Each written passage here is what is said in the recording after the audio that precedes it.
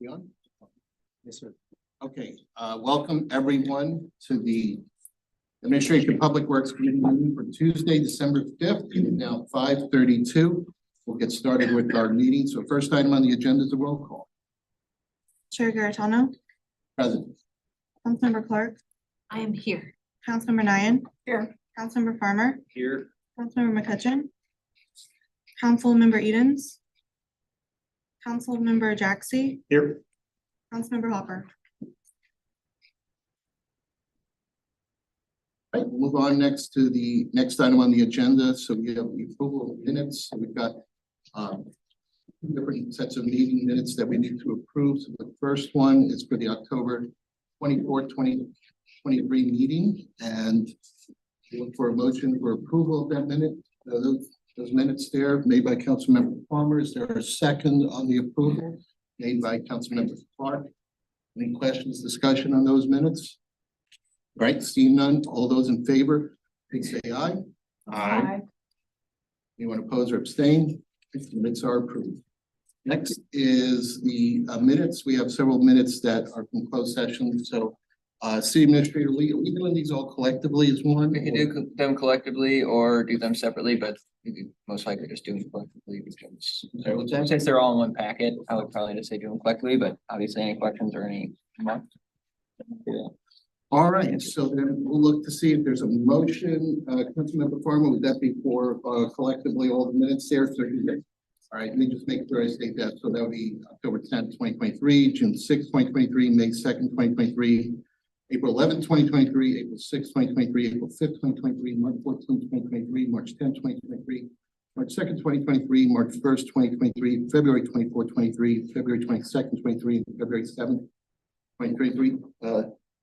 Councilmember Farmer, is that your motion covers? Yep. Okay, is there a second on the approval of those minutes? Yeah, there are two meetings on February Sorry, 22nd. we haven't started public participation yet. It shows two meetings, you only read one. We have not started public participation yet. So that's a second right there. So again, this is for the minutes as listed here in the agenda. We have the first and a second here. All those in favor of the motion, please say aye. Aye. Aye. Anyone opposed or abstain? Abstain. With one abstention, so the minutes are approved. All right, now we'll move into public participation. So we will start. There'll be 5 minutes given for public participation. We have one member of the public in the room here, so this will be a time if there is any speaker. We have a speaker. Yeah, I have one. Nobody online. I have one speaker card, Tony Salvatore. Okay, so this would be the appropriate time to speak. Thank you. I'll ask you right now, how many meetings did you have on February 22nd? Shows two, is that correct? Can you answer me, Mr. Garitano? This is public comment, please. Wait, okay, then evidently you guys approved February 22nd's two meetings. And it's interesting that you went back all the way back here because I made a complaint with the Attorney General's office. Now you're going back all the way to February to go ahead and approve your closed meetings, which is very ridiculous. I'll just go back here. On January 3rd, your committee voted to draw off a solid waste RFP, request for proposals, bid for solid waste. On February 7th, closed session, you guys went into closed session to discuss Waste Connections letter stating that they will only renew the 5th year of their option year, 5th year option year, if their contract could be renegotiated. But here's the catch to that. They sent a letter on January 27, 2023, and that letter was never published, never published. You guys never talked about it in open session until I put it up in, we put it up on the Concerned Citizens of Wildwood website. On March 14th, you went to closed session to discuss an RFP that already had been was public knowledge. You already had it online, and yet you went in there to discuss the RFP on March 14th. Why? This is called transparency or untransparency, a la Mr. Joe Garitano. April 5th, we went to closed session to discuss the Meridian contract, the Meridian bid, which had already been opened. It wasn't a sealed bid anymore. It was opened on April 3rd. Which was, and the Meridian bid, bid was never made public until April 28th. And here's the catch to it all. On April 20th, the Meridian bid was shared with Republic prior to Republic ever giving a no bid proposal. And again, I'm just kind of like I don't understand why there is no transparency here. This should all have been done in open session. On May 2nd, closed session. It was to discuss 3 proposals which were already made public on the 28th of April. 20th of April, the Meridian proposals was finally made available, as was a Republic, the no bid proposal, as was the Gateway no bid proposal. And Republic and Gateway also had knowledge of Meridian's total proposal. Additionally, on June 6th closed session, you guys went to closed session to talk about the solid waste contract. I don't get it. That should have been public.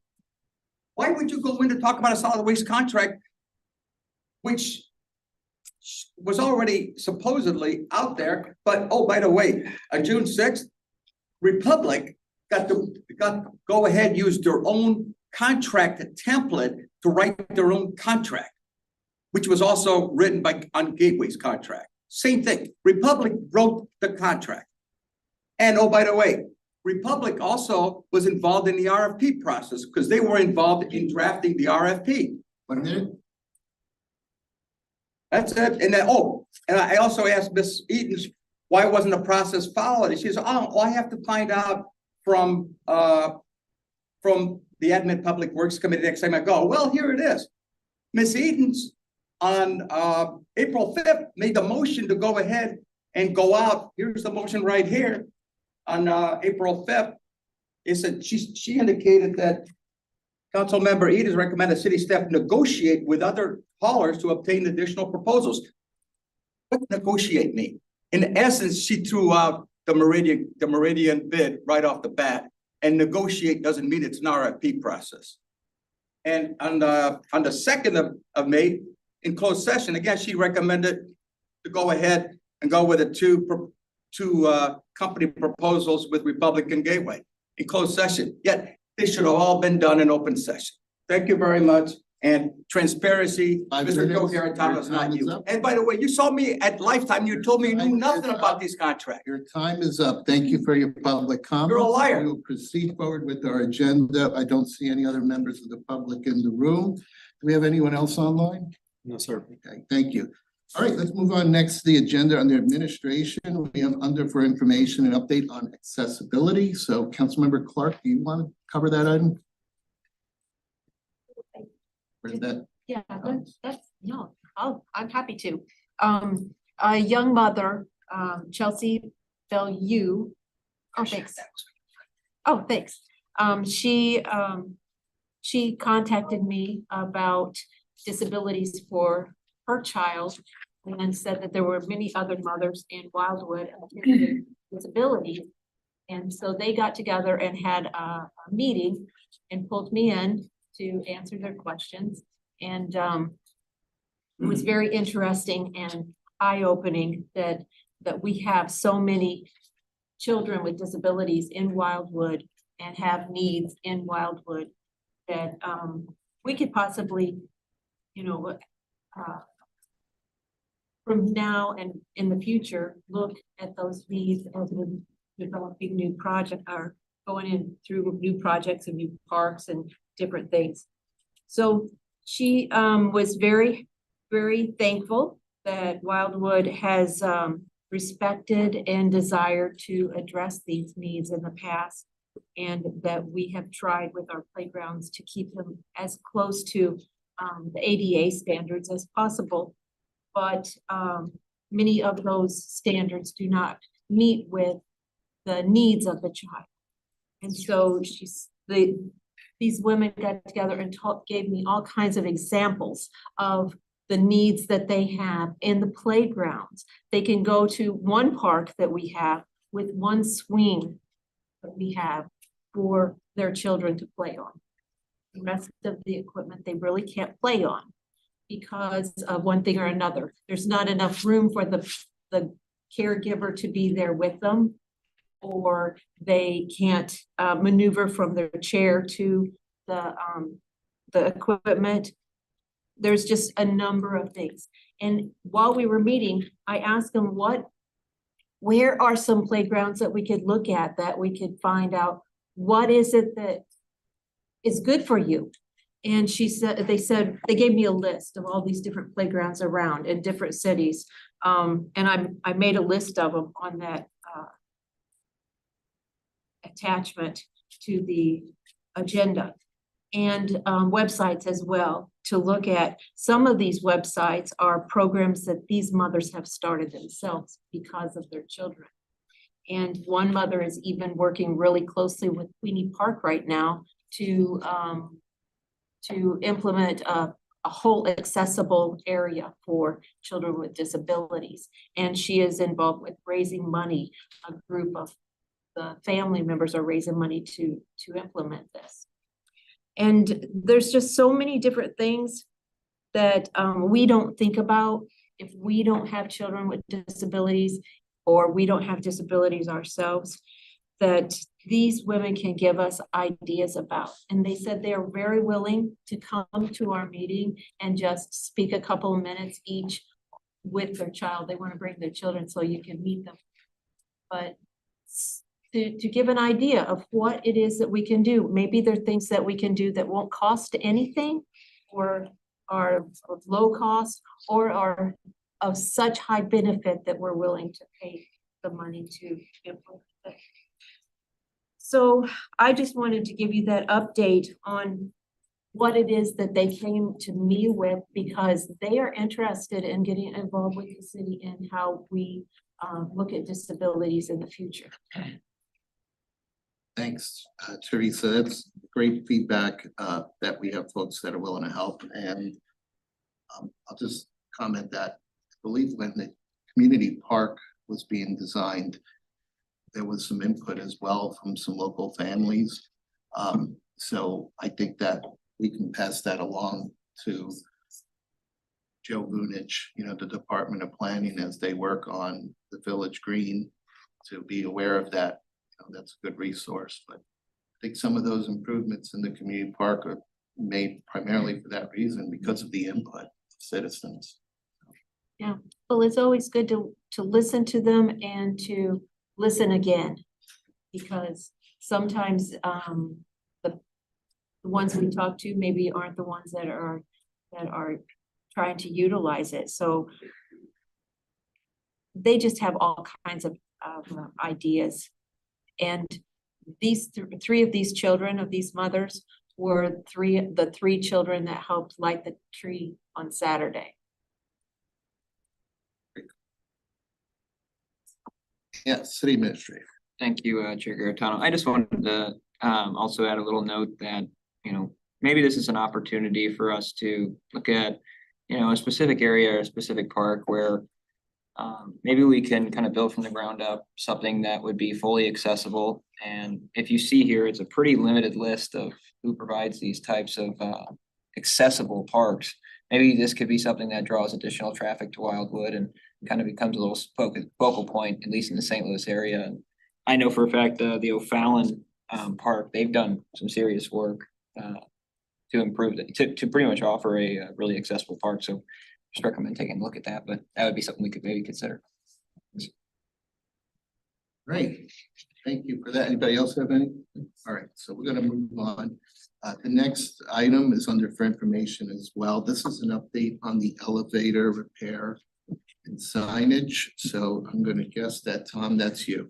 Thank you, Chair Garitano. So wanted to, to sprinkle some good and bad news today. The good news, after the last visit by TK Elevator to reinstall the controller drive, I know you guys are probably getting sick of hearing the story, but when they came back to reinstall the controller drive, they then realized the door drive was out. At first, this seemed like a terrible thing because that's just more money, that's more time, et cetera. At that time, we were kind of in a situation with Chubb, our insurance carrier, and Tech lost the third-party consultant that was looking into the item. That, you know, none of this is going to be covered, and now we're going to be faced with even a bigger bill. Luckily, in the fact that the door drive and the controller drive were both inoperable at the same time actually helped prove our case that it was in fact caused by a power outage in February. So in this case, there is a pretty strong belief from Tech Loss that is reported to me personally that there was physical damage, like you would see if like an electrical outlet burned something in the door drive, which helped confirm the case. So they have submitted a report to Chubb stating that our insurance claim should be processed. The one issue taken into account is that they are now in the process of filing down the labor hours reported by TK Elevator. So it's not really a matter of, you know, if they'll cover the loss here, it's them trying to cut down on the price a little bit. Because it was 53,000 with some change for the controller drive repair, and then a quote of 14,080 for the door drive repair, which the door drive has not been repaired at this time. So they are currently solidifying the final numbers for the labor.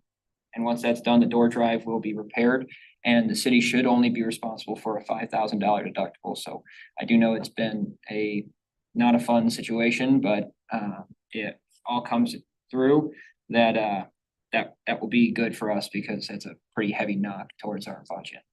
The other item, speaking to and reacting to kind of it has been a while since it's been down, but yet we do still have an accessible upstairs and downstairs. We're currently in the process of finalizing a temporary sign that will go up on the handicap parking spots in front and also just at the general front door that states if access is needed to the second floor, parking is available in the back, just notifying individuals that might need that additional assistance to get to the second floor that it's there. That should be done by the next meeting, and hopefully we'll have a door drive installed at that time as well. Thank you. Any questions, comments on that? I think the only thing I would say is I hope that not spending too much on the signage, because I don't want to end up where we have the signs and then we're having the elevator repaired at the same time. No, it would be more so just we're right now trying to figure out how to keep laminated type deal. Yeah. So it's that level, but so how we keep that from deteriorating over about a month course. That's been the key. If anybody has any good ideas on that, open ears. All right, well, we're gonna keep moving on here because we do have a lot on today's agenda here. So we've got announced several items under for action. So the first item is the review of the non-disclosure agreement with Charter Communications. So I'm gonna hand that back to you, Tom. Thank you, Chair Garicano. So during the last meeting, let me first say this. You have a memo in front of you today, but you also have a copy of the executed by Spectrum, not us, NDA, the confidentiality and non-disclosure agreement. In this case, when we presented this as a for information item at the last meeting, this was while the city attorney had completed its review, but the department still wanted to meet with Mr. Zarelli, the attorney for Charter Communications. And, at that time, the committee came up with a couple of questions and valid concerns when signing an NDA, but still having the necessity to be able to have to communicate with our residents of what this money is going towards, what a phase 2 looks like. So we wanted to clear some of that up.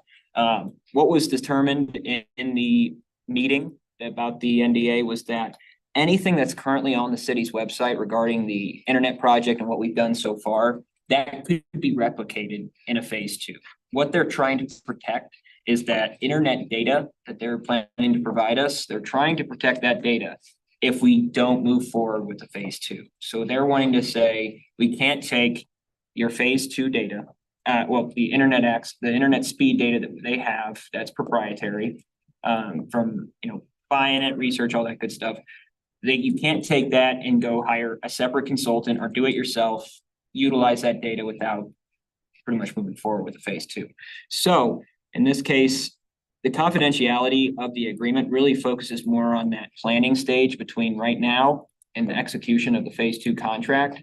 So in this case, what the repercussions of this does mean is that if we were to sign off on a confidentiality and non-disclosure agreement, we'll get the data we need, we'll get the ability to really finish out the project in complete entirety. But individuals in this committee would be able to access the documents, but they would be physical and paper. And there wouldn't be, all this data would not be able to be publicized at the end of the day. So that's really what this is encompassing. Once we would execute an agreement, we would go ahead and move forward with having maps, streets, everything that we already have for our current project up for phase two. So at this time, the department is requesting a recommendation from the Administration and Public Works Committee to approve the non-disclosure agreement as provided tonight. But it will go to council as a resolution in next week. If So I want to make sure I'm understanding this right. So once we actually have a contract with that for phase two, then is that information, once they've locked us up, is that information then able to be not necessarily publicized, but if someone asked for it, could they have it? yeah, so it's kind of the information of like this address has this carrier and their current speed is this. That data could never really be released. The data of this person's included in the project, that would be able to be released. What about, because that's the hardest part, I think for us, is if someone wants to be in phase two, or they're not chosen, or they're not, it's hard not to be able to say to them, it's because your speed is this and your speed is too fast. Can we say generically? Yes, Your that speed is too fast? in that case, it would be, you couldn't quote it, but you would be able to more plainly say, here was the process we used to determine who was in and who was out. And unfortunately, you fell on the outside of it. If that makes sense. Sorry, that was a pretty bad way of putting it, but yes, that would be fine, but it's more so, really the emphasis is more so on, someone calls you while we're in the planning stage, you could say, yeah, you're on our preliminary list, but if you say, well, we're currently looking at it, you got 120 megabits per second, I don't know if we can get to you. That would be part of this no-go zone, the data they're providing that they're gonna mark as proprietary. I'll make a motion. All right, it's Councilmember Jackson, then you're gonna go ahead and make the motion. Just want to make sure from Megan. You got everything you need? Okay, is there a second on that motion made by Tracy Nyan? So any other discussion on the motion, Teresa? Yeah, this motion, so do we know the exact info that is proprietary? I mean, is it laid out that this is what we can't say? And I mean, written in there, and who signs this, who's responsible? What about sunshine requests? How is all this handled? Yes, so there are a couple different instances here with sunshine, so there's actually, and John, I'll okay this, there are some certain forms that would not be able to be disclosed if it was considered proprietary, so they can mark pretty much documentation up and down for this is proprietary, which is a little bit of a risk here.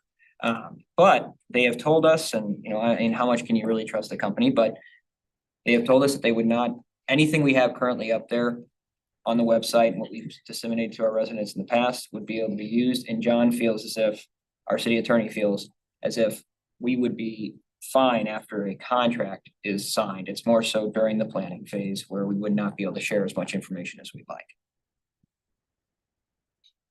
Well, I guess my concern is, do we have it written, this is what is confidential, so that later on, they don't say, well, that was confidential too, and you just. So in this case, to anything that was shared prior to the execution of the agreement, that would not be encompassed. This is only for anything moving forward. And honestly, I mean, this is something that if we don't want their data on, who has what speed to fill out the rest of the gaps, I mean, we can kind of side skirt this a little bit. But if we want to get the data that they have at their disposal, from just being, one of the bigger dogs in that arena, then they need assurances from us that we won't take that, provide it to a competitor, or we won't take that and use it to, bounce off and get a better deal with another competitor. That's what they're really pushing here. It's more so we're trading, our ability to really just be open with this information. The thing is, like the maps that we currently have right now, we actually got them, when we originally got those in, those were proprietary, but we recreated them, which actually made them no longer proprietary because it's no longer their document.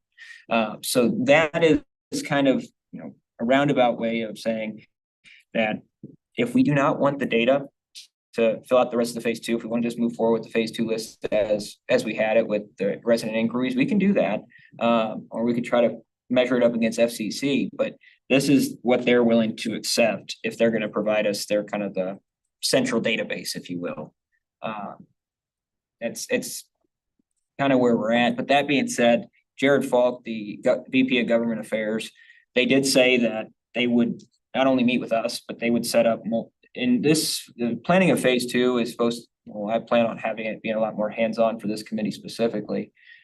But they would come out and have some, pretty much any ward that's been encompassed by the project of phase 2, they would come out and speak to those residents specifically, because then they can actually share a lot more of the information. And part of the pre-negotiation of the phase 2, we're working on it right now, of the idea of that they need to have some centralized communication figure, and whether it's, an email that says wildwood@charter.com, or some kind of specialized phone number and someone dedicated, which I've argued for, someone who's dedicated to answering the phone of our residents and not saying that we don't have a project in your area. One of those items will occur, and that person will be able to share additional information, which we will too, once the contract's executed. It's more so what we use to create the phase 2 list and the proprietary data that goes into it. But we can avoid it as well if we want to just do it with the FCC data. Rob Jackson and then Joe. Based on your last comment, I would just tell you, in dealing with Charter Spectrum over the last 2 weeks, I highly encourage you to stick to your guns on, you want a focal point for communication. And you and I can talk about that offline. One question for you. We've been talking about the data for a little while, and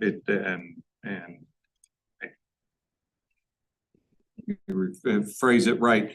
Do you think we could just go to them and say, we would like you to identify any homes, and I'm just going to put a number out there right now, that are under 100 megabits per second?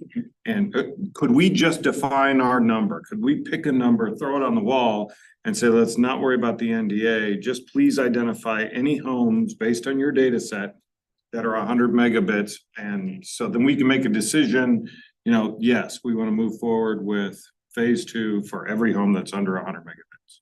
Yeah. Do you think is that, I mean, you've been dealing with them, talking with them, et cetera. Is that an acceptable way to do this without having to worry about an NDA and get us the information that we don't have to worry about whether or not we say something out of turn? I think that we definitely could approach them with that and say, we want anyone under that 100 megabits per second, and 25 megabits upload. That's who we're targeting, and fill in the blank. But there would be, and I agree with what you're saying, but there might be a problem with checking. They could, in that case, we wouldn't have like I guess it's coming from them anyways. It's a good debate here. The data that they would be providing would be coming from their preliminary proprietary sources in the first place. So we would just be checking against that. We do have that FCC data as well, but it's just not very easy to sift through it. It really isn't. It's just tough with a centralized source of this information per person. We could definitely approach that, and if we would like to table the matter, we could reach out to them. But I do know, and take it how you will, they definitely have been wanting to push they've been holding the data, pretty much saying, we have this ready for you, but we cannot release it until the NDA is executed. All right, Joe, you're up, and then Tracy. I'm just wondering, I guess, kind of like you're mentioning here, Rob, like I certainly don't want to slow this process down, but I also not 100% certain that our process to this point has been, let's just say, smooth. So I don't know that I'm super comfortable handcuffing us to a situation that is allowing a utility to dictate to us what it is they are going to do when they're going to do it. As a person that's currently living through a utility doing that. You know, what I am seeing in my neck of the woods is we have a new provider coming in that quite frankly, people don't want, but they're coming anyways. So I guess I'm maybe a little concerned. Have we had any kind of discussions with AT&T or I think it's i3 or any of these other people? You know, is this an appetizing thing, whatever phase 2 is, or, you know, I mean, we haven't even gotten through phase 1 yet. I mean, I feel like sort of certainly back on track a little bit more, but we're definitely limping to the finish line with that project. So, I mean, I want to get our residents what they need, but I am concerned to handcuff us to a company that, you know, can manipulate the data any way they want to and perhaps not deliver what we need them to deliver. It kind of takes it takes our ability to negotiate away. I'm a guy that loves data, so I would love to see it. But I don't know that that juice is worth the squeeze, I guess is what I'm saying. Well, we could certainly explore that. I mean, we have a list of resident inquiries that these are the individuals that reached out to the city and said, hey, I'm not in phase 1 and my internet is slow. Obviously, you know, we can't say, okay, is it under 100? You know, they might be able to tell if they have the testing mechanism, but they might not. But we do have that. Those are the residents that have reached out to us and I've added probably a handful. It seems like we caught most of the individuals at least have heard about this in some way or some fashion. So, I mean, if we wanted to go out and say, here's what we have, and obviously extend it to some streets too, because, you know, some of them are listed with one address on one street, which I kind of thought maybe was an outlier when building out the list, but you know, we could reach out to other vendors and say, hey, what's the appetite on something like this? It's around 467 homes, which extends you add in probably another 100 to fill out the end of streets that might not be included. That could be that's what they're doing right now in your neighborhood. There's 400 homes in that project. 483. I mean, and the one thing I would, say is that with your project, yours is very easy to look at from a business perspective on AT&T side. They say, okay, that this is clean density. I will 100% make my money back and we won't have to come out here and repair the line as much. So that's why they're putting fiber in there. The areas that are identified in phase 2, there are some areas. I bet you could probably split this phase 2 in 2 different pieces. One being, somewhat dense, maybe attractive. And then there is still that other, probably about 100, 200 homes that are in the more rural areas of Wildwood where it's hard for them to make it make sense on the back end, even if they're going to be making money off it going forward. So, I mean, yeah, I would say that that's not something we have done, but we can definitely do that. I can only speak for myself, and I'm in a fortunate area where we should technically have very fast speeds. So at my house, I'm supposed to get a gig, which is awesome. I don't, and I never have. And recently I learned that my entire neighborhood, half of it at least, was operating at 15% of capacity. That nobody bothered to tell anybody until I started figuring out like, why is this crashing all the time? And then it was, well, maybe it's because this other company is coming and disrupted something. Well, no, it wasn't. It was their own situation. So I am in my neighborhood. We had one option for high-speed internet. Now we have 2. As frustrating as that is, it gives our residents the ability to switch service if you're not getting the service that we are supposed to be getting. There is like little to no recourse for, I would say, residents or probably municipalities in general. If they're making a promise to service people and they're not meeting that promise, it's like too bad. There's nothing, you'll get 4 cents back on a rebate on your bill. So I would just caution us, again, I want everybody to have as fast as they can get, but I would caution us to locking us into a company that doesn't give us any flexibility if things are not going well, if the install is not going well, if the construction goes poorly, if the service that once it's turned on doesn't work. Like, we don't have a lot of weight, I guess, to throw around on this thing, and that's scary.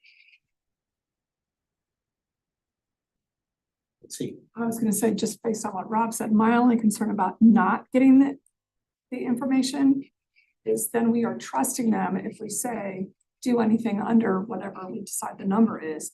If there is an outlier street that they don't feel it's gonna really be worth it for them, how do we know they're even giving us the right numbers? Like, they could just say, hey, we don't wanna do this area, so let's just say their speed is fast, because we have nothing to compare that to, because we don't know what that is. Whereas if they give us the whole list, not knowing what areas we're really maybe are on our list or wanting to focus on, then they've already given it to us and they can't hide that fact. So if we do this and do the non-disclosure agreement, does that automatically lock us in with them? Or does that just mean if we shopped it around to anybody else, we obviously can't tell them, which we wouldn't anyways, but what this information is? Or Well- once we do this, does that mean we have to use them?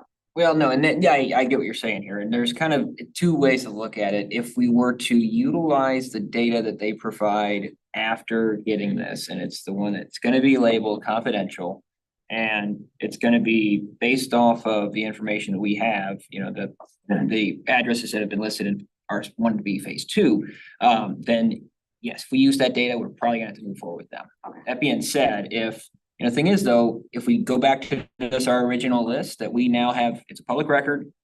That is our list. We created that before this talk even occurred.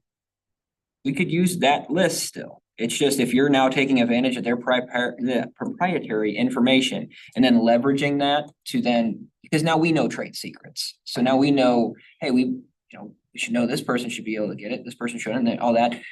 We can't utilize it as leverage to form another contract, but we can, default back to our old list, which we do have. So is it an option if we were to look at other possibilities and we didn't find anything that was accommodating or that we were happy with and wanted to go back to them or, stay with them or whatever? Could we sign this at a later date when we thought we would need it with them? So in other words, is it like now or never? No, it's not now. They definitely, you can tell they want us to sign it. That being said, I will say that if we have, it's really about the data. If it's, they're pretty much telling us, and this is another thing, kind of like behind the curtain deal, like, hey, we have good info that's gonna help you fill in your holes for your phase two and make sure that this is it for you guys, you're done. But that being said, it's behind the curtain. Like, I still have not seen that data. And until we sign this magical piece of paper that says we have to view it in person, we have to go through all these hoops, we can't disseminate it to our residents openly until a contract is signed, then it's like, I hope, if they're lying to us, which I can't imagine Charter Communications would not have data on pretty much every household in the country. But that being said, I would still say that they are a business, and I don't think they're looking to hurt us here. I think they want to keep Penny doing business with us. This is a beneficial program for them and us, and obviously for our residents. They're eventually going to keep making money with us, pretty much stimulating this project to make it make sense. I couldn't see why they would try to steer us wrong, because the minute we would catch them, we would back out, and that's why we structured the agreement at 10%, 10%, 10%. Because every step of the way, we've been checking, okay, have you actually been boring? Have you actually been, can this person sign up from a user standpoint? Can this person sign up on their website? All those things are checked. So the minute we would catch it, it would be brought to their attention. And so far, they've been truthful. So I mean, it is kind of, but it's not great, because I agree with you that standing at the edge of the ledge saying you really do have to trust, that's really what this is. And, this committee will be able to discuss these factoids in a closed session, but to finalize the list, we'll get the data, but it's gonna have to be done in person and kind of breaking it out. And, it's not as ideal as one would want it to be. Teresa. Yeah, and forgive me if it's just my memory, because my memory is not what it should be these days, but I remember in council, we voted on using the money for the internet project and then to bring Spectrum in for phase one. But did we ever come through and said, okay, now we're going to use Spectrum and for phase two? Because did we ever come back to the council and say, we need to vote on this and make sure, I've asked that question before and the answer I got was, oh, well, we want to, we don't want to rock the boat kind of thing. So, but still, shouldn't that before we do something like a non-disclosure with them about phase two, that we should have the protocol done with, go to the council and say, are we going to for sure only do this with Spectrum? Because if we get into it, then we kind of cut off everybody else, right? Yes, and this NDA was going to go to council. This was not going to be executed. Well, I mean, before in here. Yeah, so in this case, I mean, if that's the direction of the committee, I mean, I would be more than happy to. But the city attorney has explained it, and he would be able to explain it much better than I could. But he had explained it that, phase 1 and 2 of this entirety of this project can be viewed as one project. You're trying to finish one goal. So that is why it doesn't need the necessary steps. But that being said, it does seem like there's enough concern here tonight where maybe we do have this discussion openly, and then we would have to go out to bid again on it. But the thing is, we would have to then solidify our list one last time, though, to really firm up what we want to fill out for the second piece. I'm not saying that wouldn't be the direction. I'm just saying that it seems like there was a step missing somewhere, that maybe it was me that missed it, but I feel like there's a step missing. Yes, to this day, I still don't recall that a specific phase 2 was approved by council. It was more so council members. Just the concept of it. Yeah, concept of it, because council members were originally, is at least the history of it, getting calls of, once we had the maps, once we had the understanding of what was phase 1, individuals were calling in and saying, hey, you said you were going to provide internet to everyone that doesn't have it or doesn't have good internet. I'm not in it. And that list started to grow pretty quickly. So that's what really kind of humbled into a phase 2. If I could just chime in, we did have that motion where we had instructed to begin the process for phase 2. That's correct. We did that, but I distinctly remember bringing up several times, I would just assume we run phase 2 concurrent with phase 1 and not wait.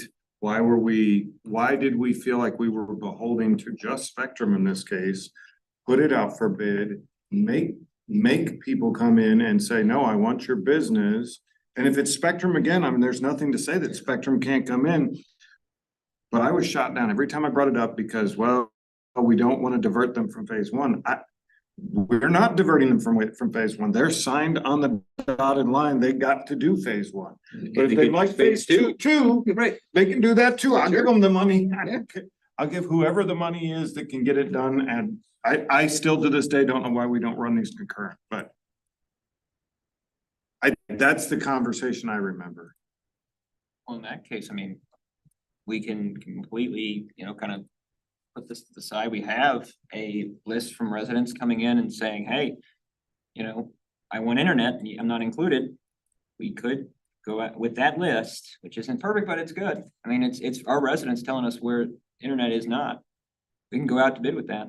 I think the only danger is what you've already brought up. Are there any additional holes that we don't have? And the fact that there's data that exists frankly pisses me off, because this council asked 9 ways from Sunday, basically, for this data. And I feel like I'm very happy, and I'm probably, top of the list of the people that kind of pushed to get phase 1 going, and public enemy number 1 for it in some ways.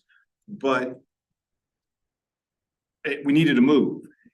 I just wish we had done it. We'd moved smarter, and we'd had all of that information when we went into phase 1.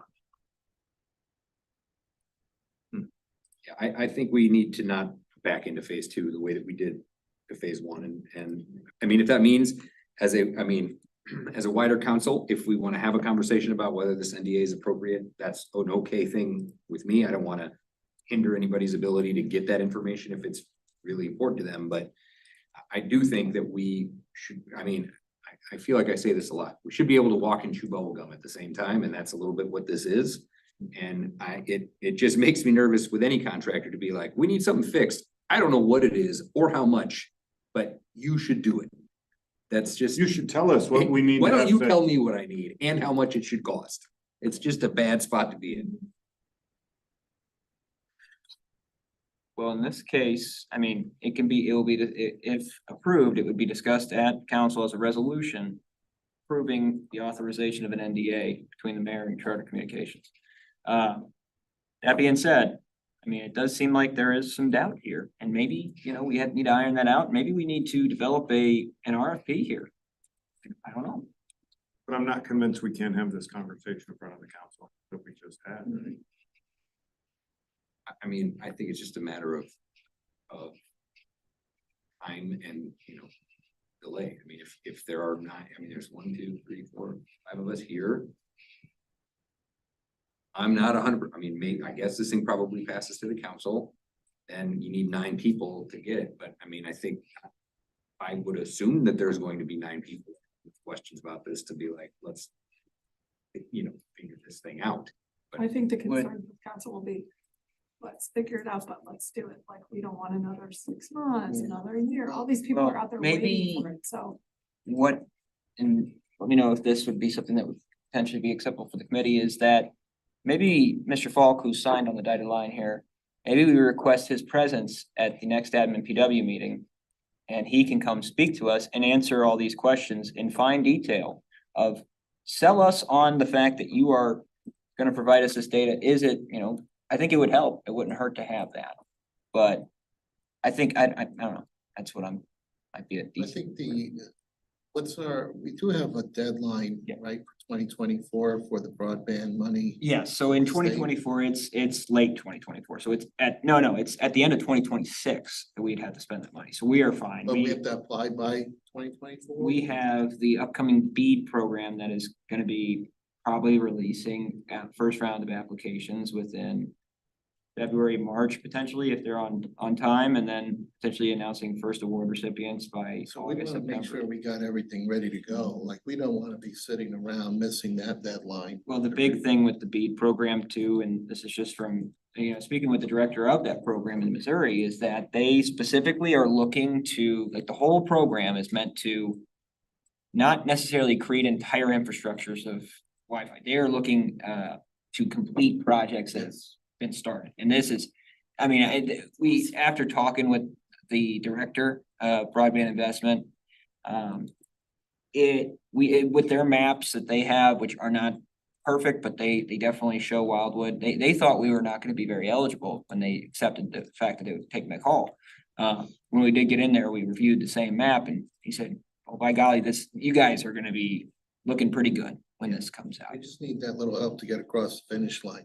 So I think really, and, you know, maybe biased because I'm one of those areas that is waiting for phase 2, and I'm, you know, reminded very often by those residents. You know, I do think time is of the essence, because the more we get done with phase 1, the more that those who are those outlying pockets are gonna feel isolated. So I do think.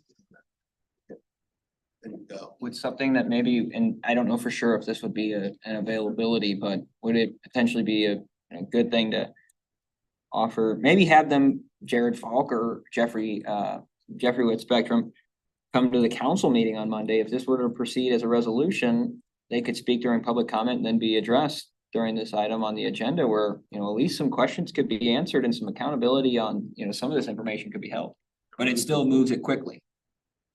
Because otherwise, we have a meeting in January for this committee, and if you're saying that applications need to be probably ready for what, February to submit? Yeah, in this case, though, I'm not as worried about it because we have a good understanding of where I don't want you all to rush it because of the applications. I think we're in a good spot based off what those look like, you know, just knowing the facts, because we do have the info on the first phase, which has been very helpful. Teresa, you had your hand up.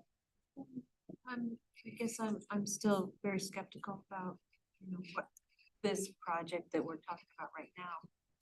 Because I don't want to get like locked into, they're gonna take it and do the planning now. Because what happened last time with phase one was, we said, oh, here's the timeline, here's what we're gonna stick to. And because we didn't do our due diligence, all of us with Spectrum and us, in the beginning, to make that good plan and get it, everybody on board with it, it took double time to get all of this done.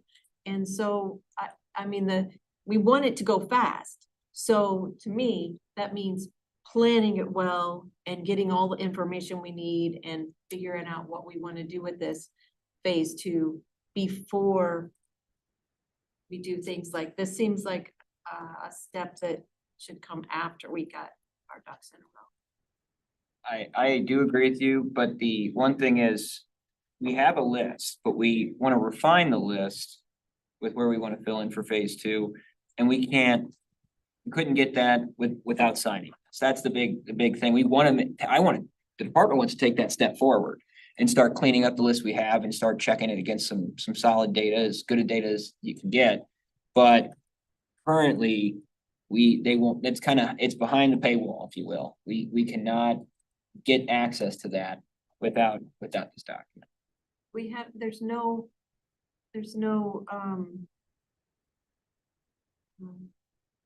without more companies being able to say, well, I'll do it for cheaper or something.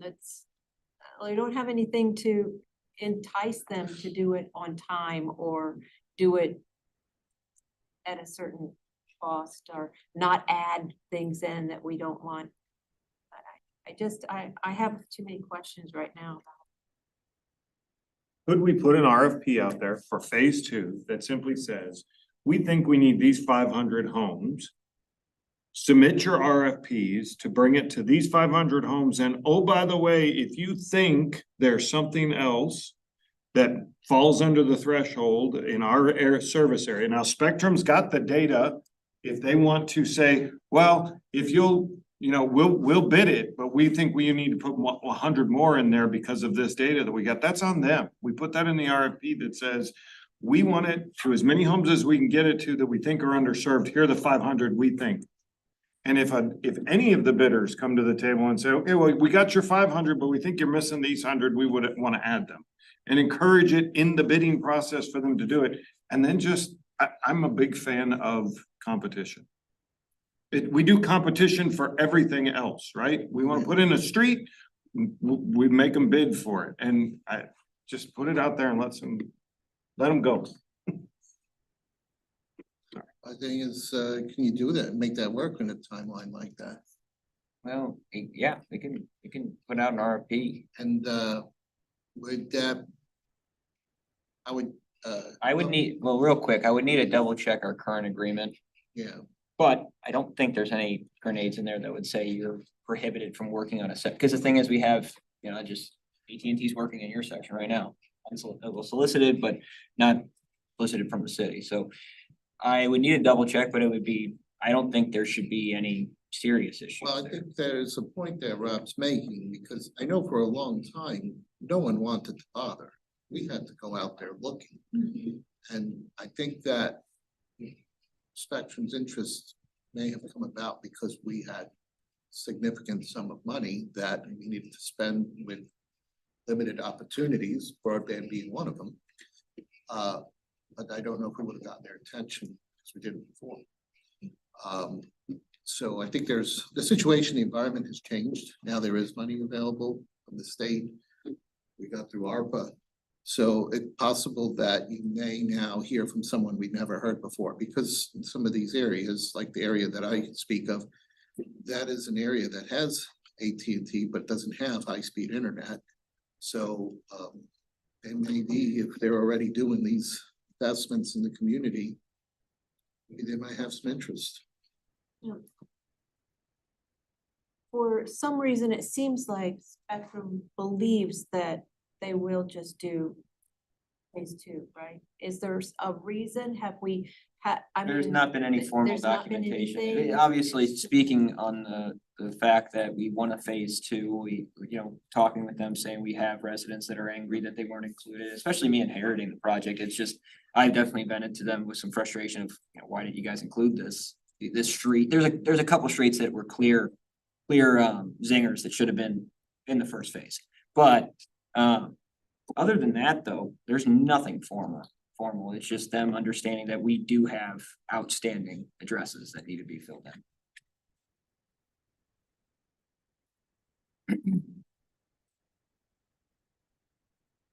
Alright, well, we need to figure out what the direction is for Tom here. I think we've discussed this one quite a bit here. Well, So- can we, like I said earlier, can we walk and chew gum? Can we, I guess, either vote this yes or no to move to council and authorize you guys to put an RFP together that we will discuss at the council, or does the full council have to approve the production of an RFP? Well, for this magnitude, yeah, this would probably need to go to council. It could be a recommendation to Well, propose. then maybe it's both, right? We show up, option one, option two, I think that might have to be it, if you wanna say. pick what you want. So amend this motion to say, and include an RFP going to the council. Yep. And then that gives us both things to talk about in council, and we can pick a direction to go. And we can still have the guy from Charter or whatever come and give his spiel, which will be helpful, I assume. And perhaps he'd like to comment on his excitement about responding to the RFP for phase two. Who knows? I like it. Yeah, I think it's a good idea. I mean, the competition is good. It helps provide you with a better product at a lower price, and so. Yeah, we at least should try. And it also gives us the option to see, there may not be another alternative out there. Am I allowed to make an amendment to my motion, or does that have to come from somebody else? So there is a motion right on the floor, but if you guys would like to withdraw and restate your new motion, I would be fine with that, because otherwise, if you want to vote on the amendment separately, you could do that as well. I just as soon withdraw it and remake it. Yeah, just That's start okay. over. Megan, you good with that? Yeah, Councilmember Nine, are you? Okay. All right, so the motion would basically be. We don't need amendments or resolution, I'll wait for Tom, because I wanted to. Influence, okay, so the motion was withdrawn, we're gonna make a new motion. The motion would basically be to move forward with the NDA, to bring it to council for discussion. And As a at- resolution too, so that'll be as a resolution. As a resolution, and at the same time.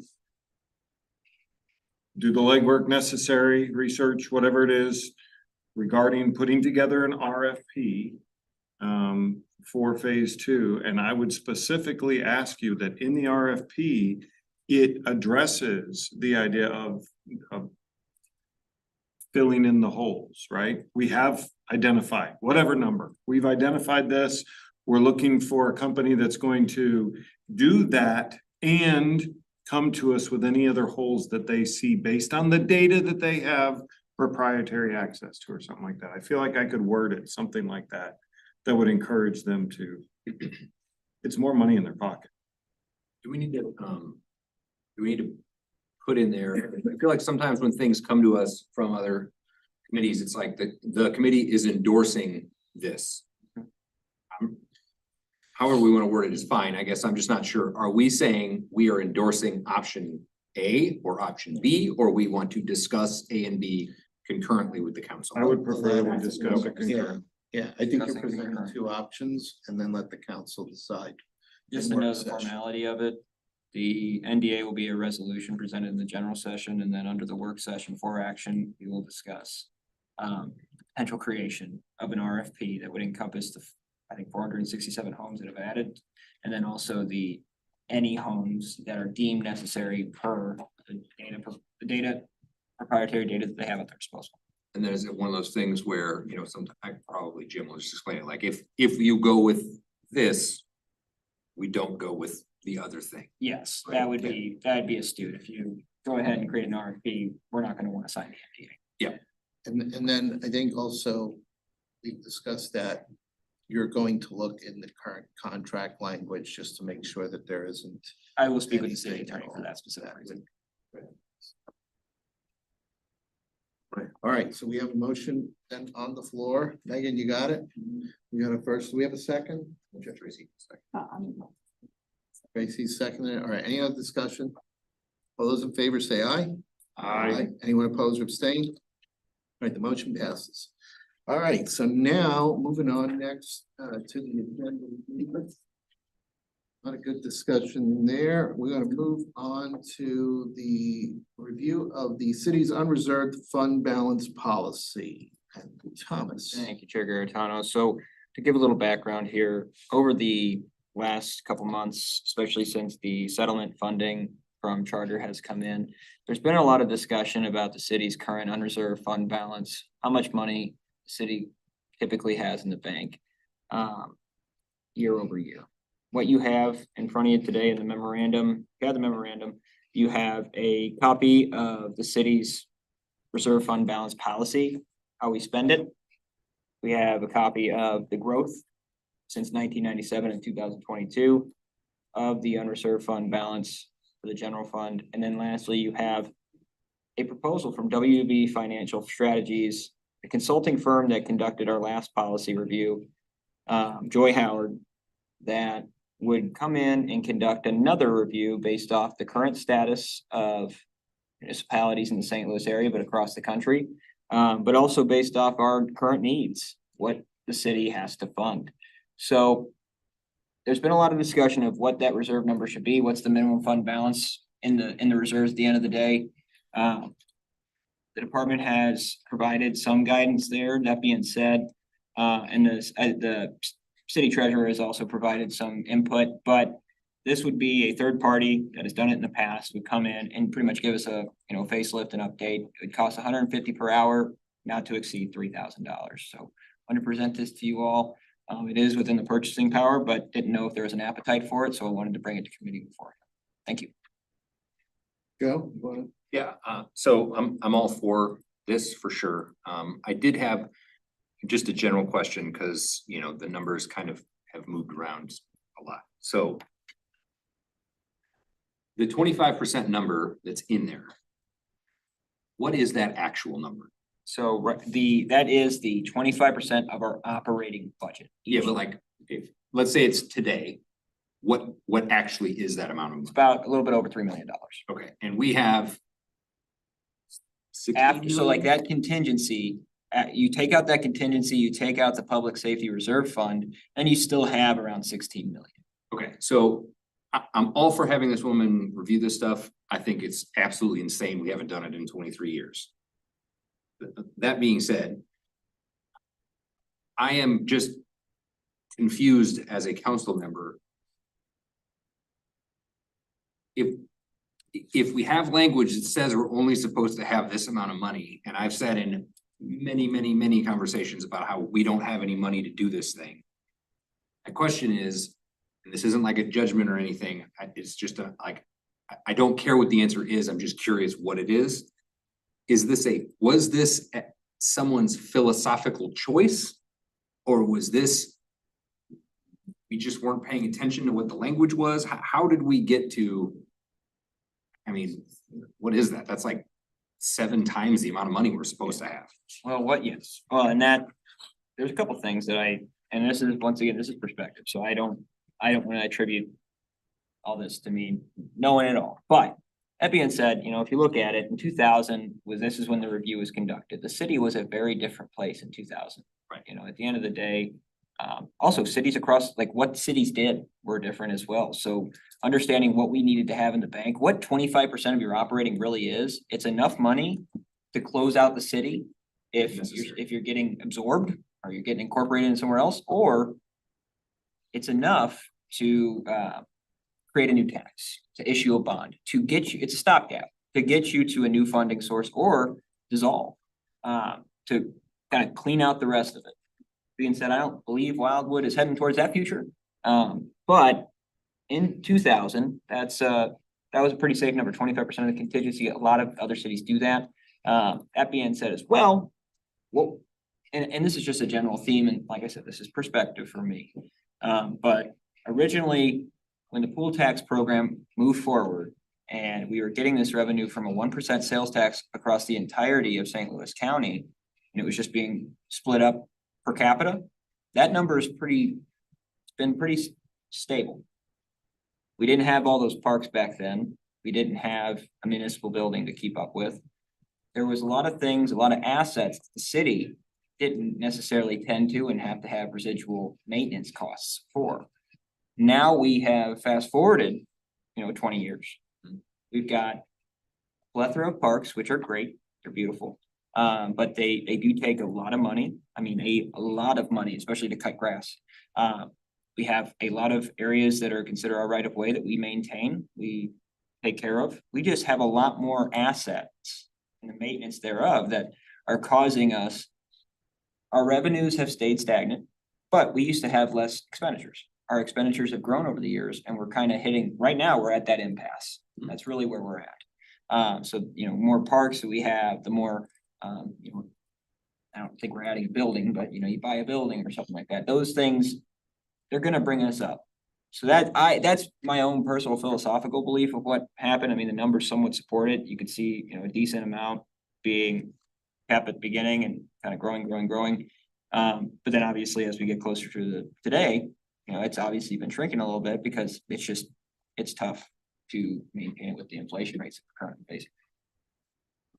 Well, I mean, I'm happy to make a motion to do this. I might also suggest, I'm trying to remember, how often do we do the town center plan? Is it every 7 years or something? It's every 10 years and we started it in 2019. So, I mean, it might be worthwhile, I don't know if we can do this now, but it might be worthwhile to have a similar thing for this reason, because in 10 years, who knows what number is gonna be the right number.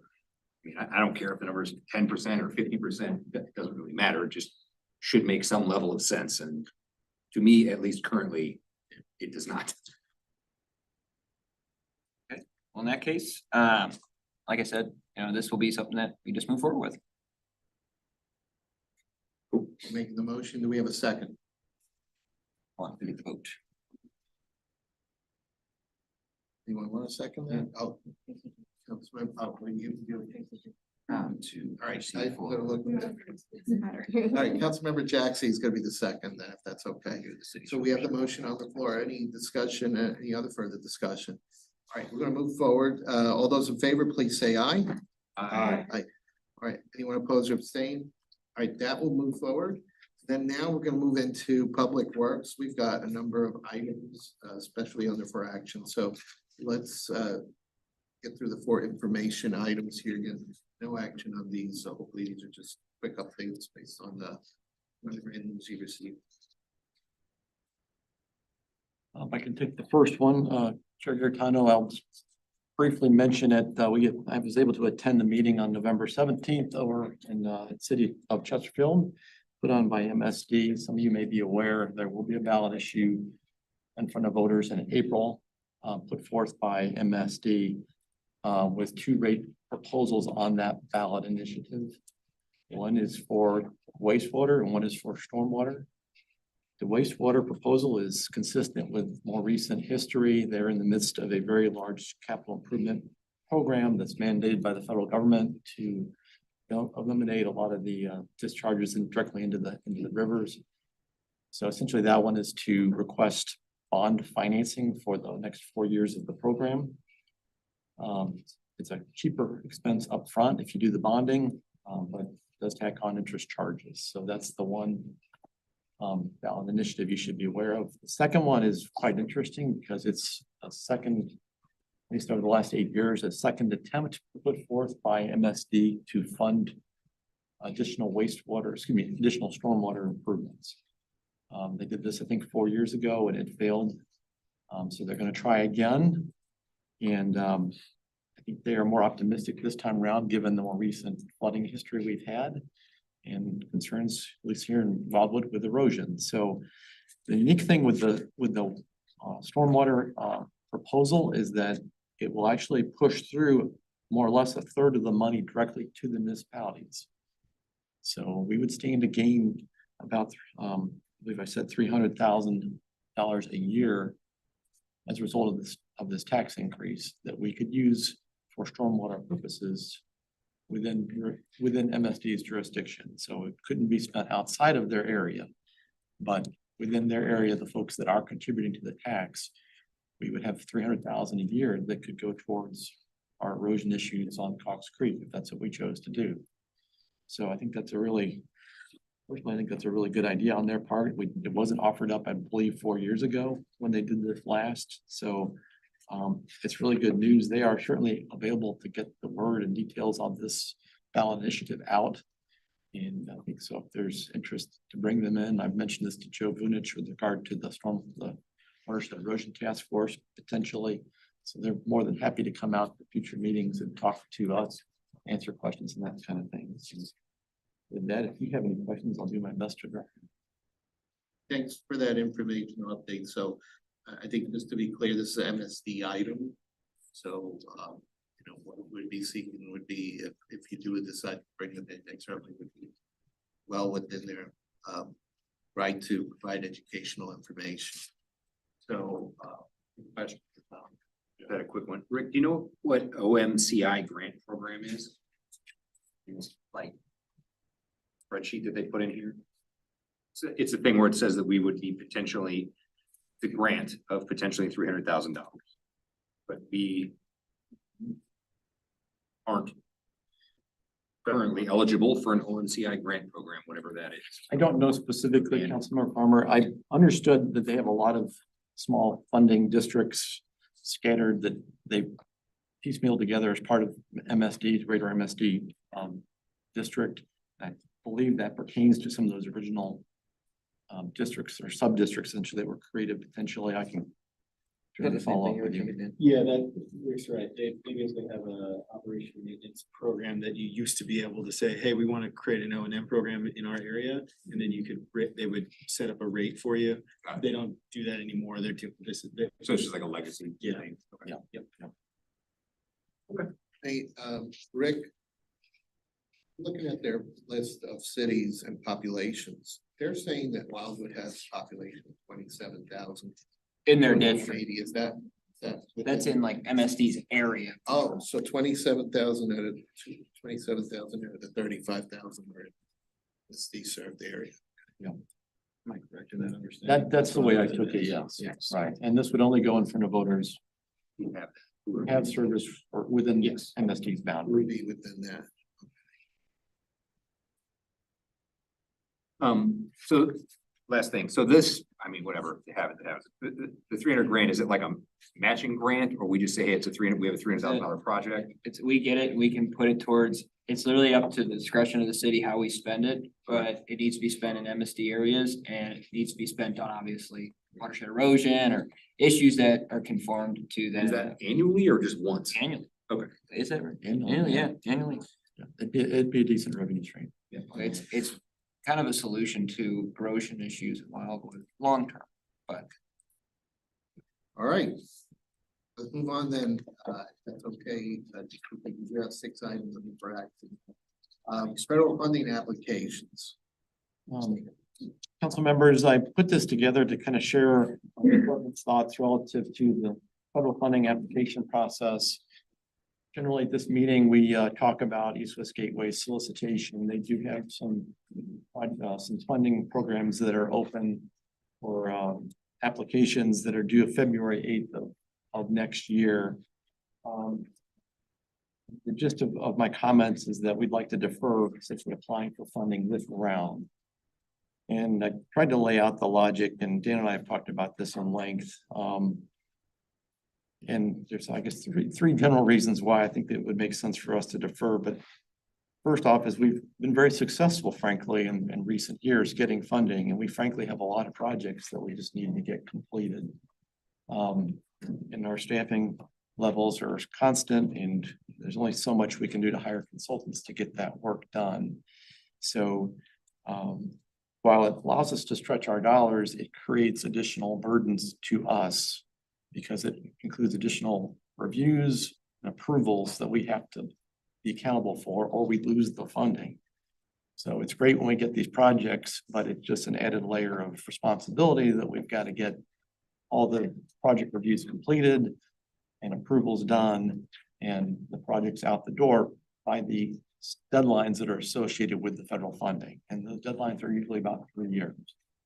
So once we get the project, we are under the gun to get it completed and constructed. So we have right now, I think they estimated a total of, if you include the MoDOT cost share projects, I think about 9 projects that we've got on the books. So we'd like to focus currently just getting those out the door and under construction, frankly. The second concern that I kind of raised, something that we want to make sure you are aware of, and I think we're going to see it, is that the effects of inflation are very real and are going to start showing up when we start bidding some of these projects. And the first one is going to be Taylor Road Manchester Resurfacing Project. Probably early in 2024. We've seen this elsewhere. We've seen it from MoDOT. We've seen it at the county level. We haven't seen it to a great deal, but we have seen it on our asphalt resurfacing and our concrete street project. So when you look at these fully funded projects, we see that on each and every one of them. The reality is we get stuck with the overall. If we ask for $5 million and the project costs $6 million, we get stuck with $1 million overall. 100%. They don't match it 80-20. We pay 100% of the overall. So when you look at the number of projects that we have federal funding or state funding on, each one of them is going to have a 20 to 30% increase, or whatever that number is. It's going to add up over the course of our capital improvement program in the next 3 to 5 years. So I guess what I'm preaching is maybe it's time to take the foot off the gas pedal, see how these projects start playing out in terms of inflation before we get too aggressive asking for more funding from either the state or the federal government. And then finally, frankly, this year, the time frame for submittal is very short. It's February 8th. It's usually in February, but with the quirkiness of their calendar and our calendar, it would be very difficult for us to get an application pulled together. Our admin public works meeting in January is after the council meeting in January instead of before it, which makes it difficult because I basically have to give you the information tonight to submit it by February 8th. And we just don't have it, frankly.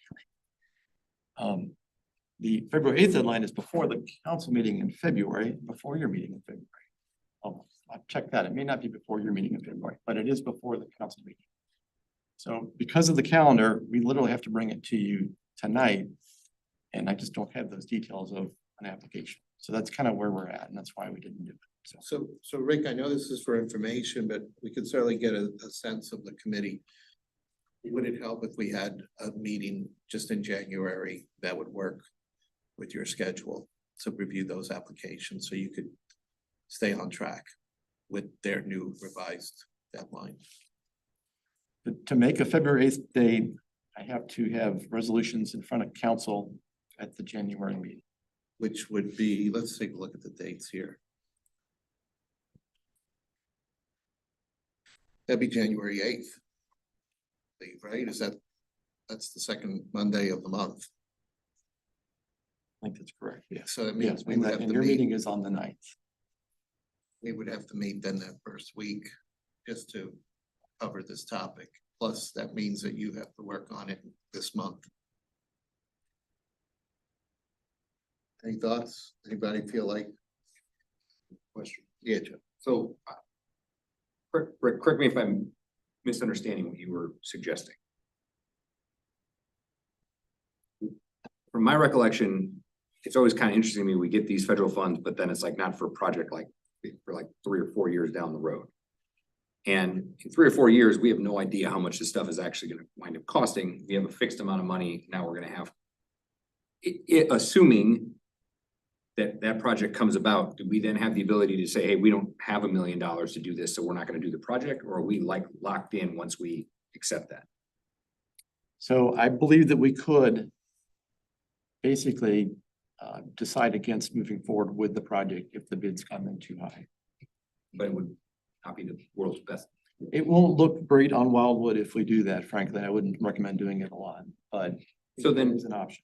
Is your suggestion, just because this is what I was hearing you say, is maybe we pump the brakes on just getting new stuff?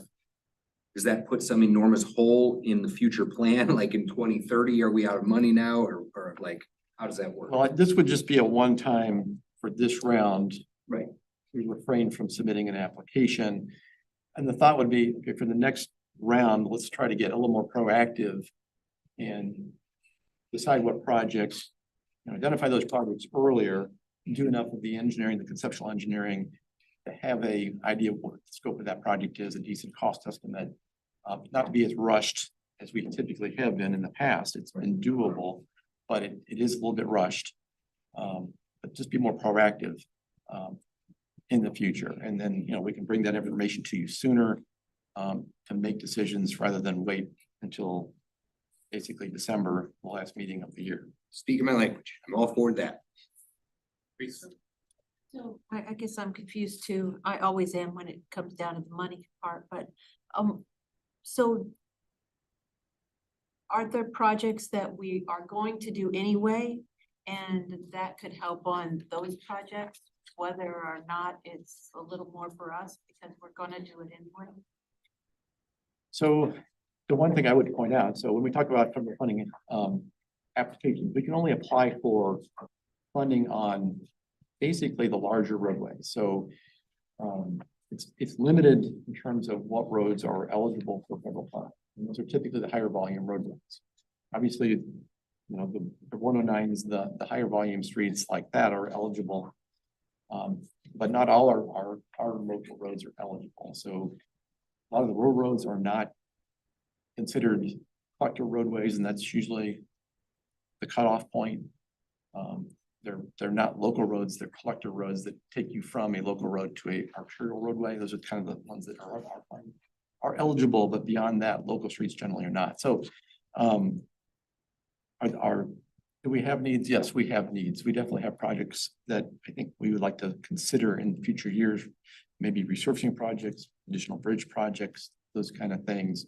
And there are a lot of potential opportunities out there for funding. So I'd like to be able to bring those to you and say, this is the ones that we've identified, do additional engineering, conceptual engineering to get a better handle on the costs, what the scope of those projects are, bringing them to you in a earlier rather than 2 months before the deadline is due, frankly.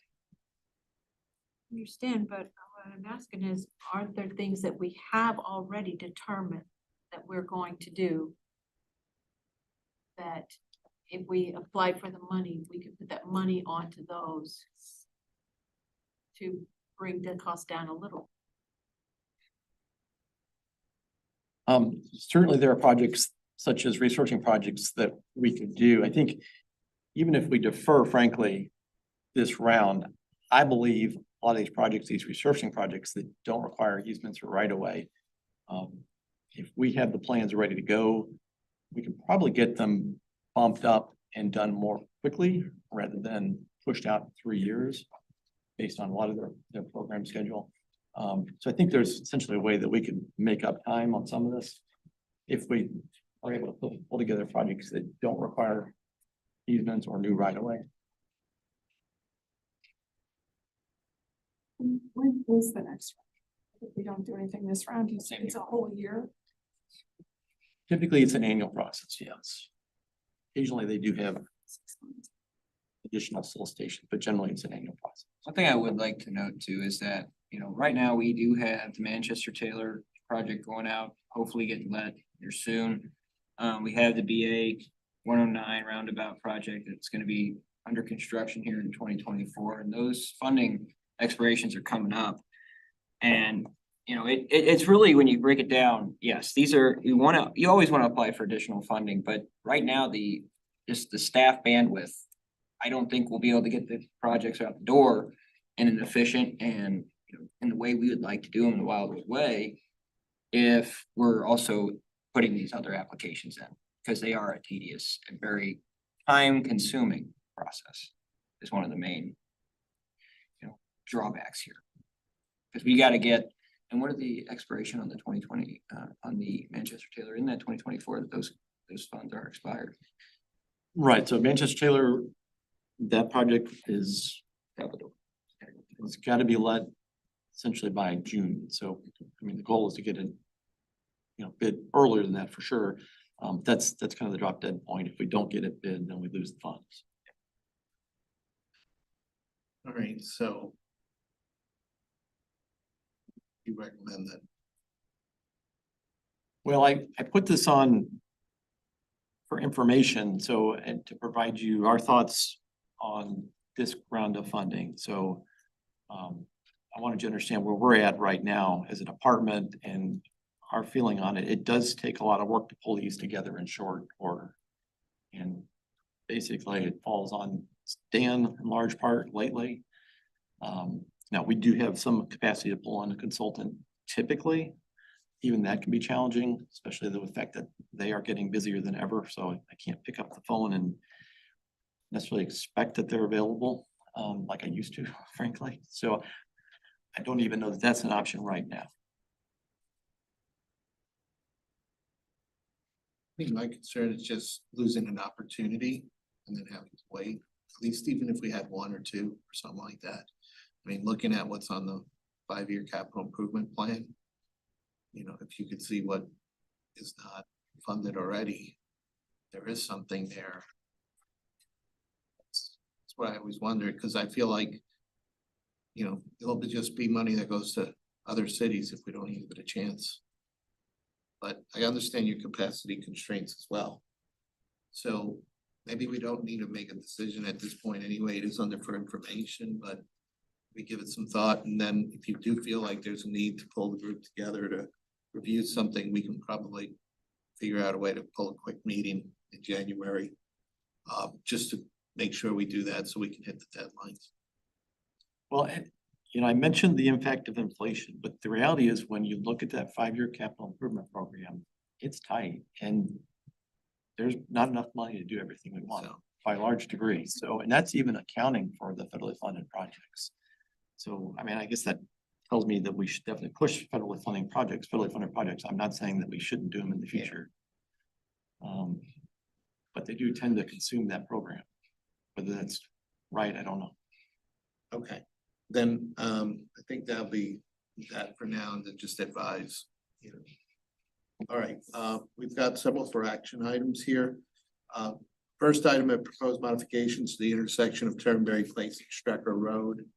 And we spoke about this and we were hoping that we can get input from Councilmember Edens regarding discussions with the HOA. So unless something's changed since the last time I looked at this, we may end up just having to postpone this item to the next meeting.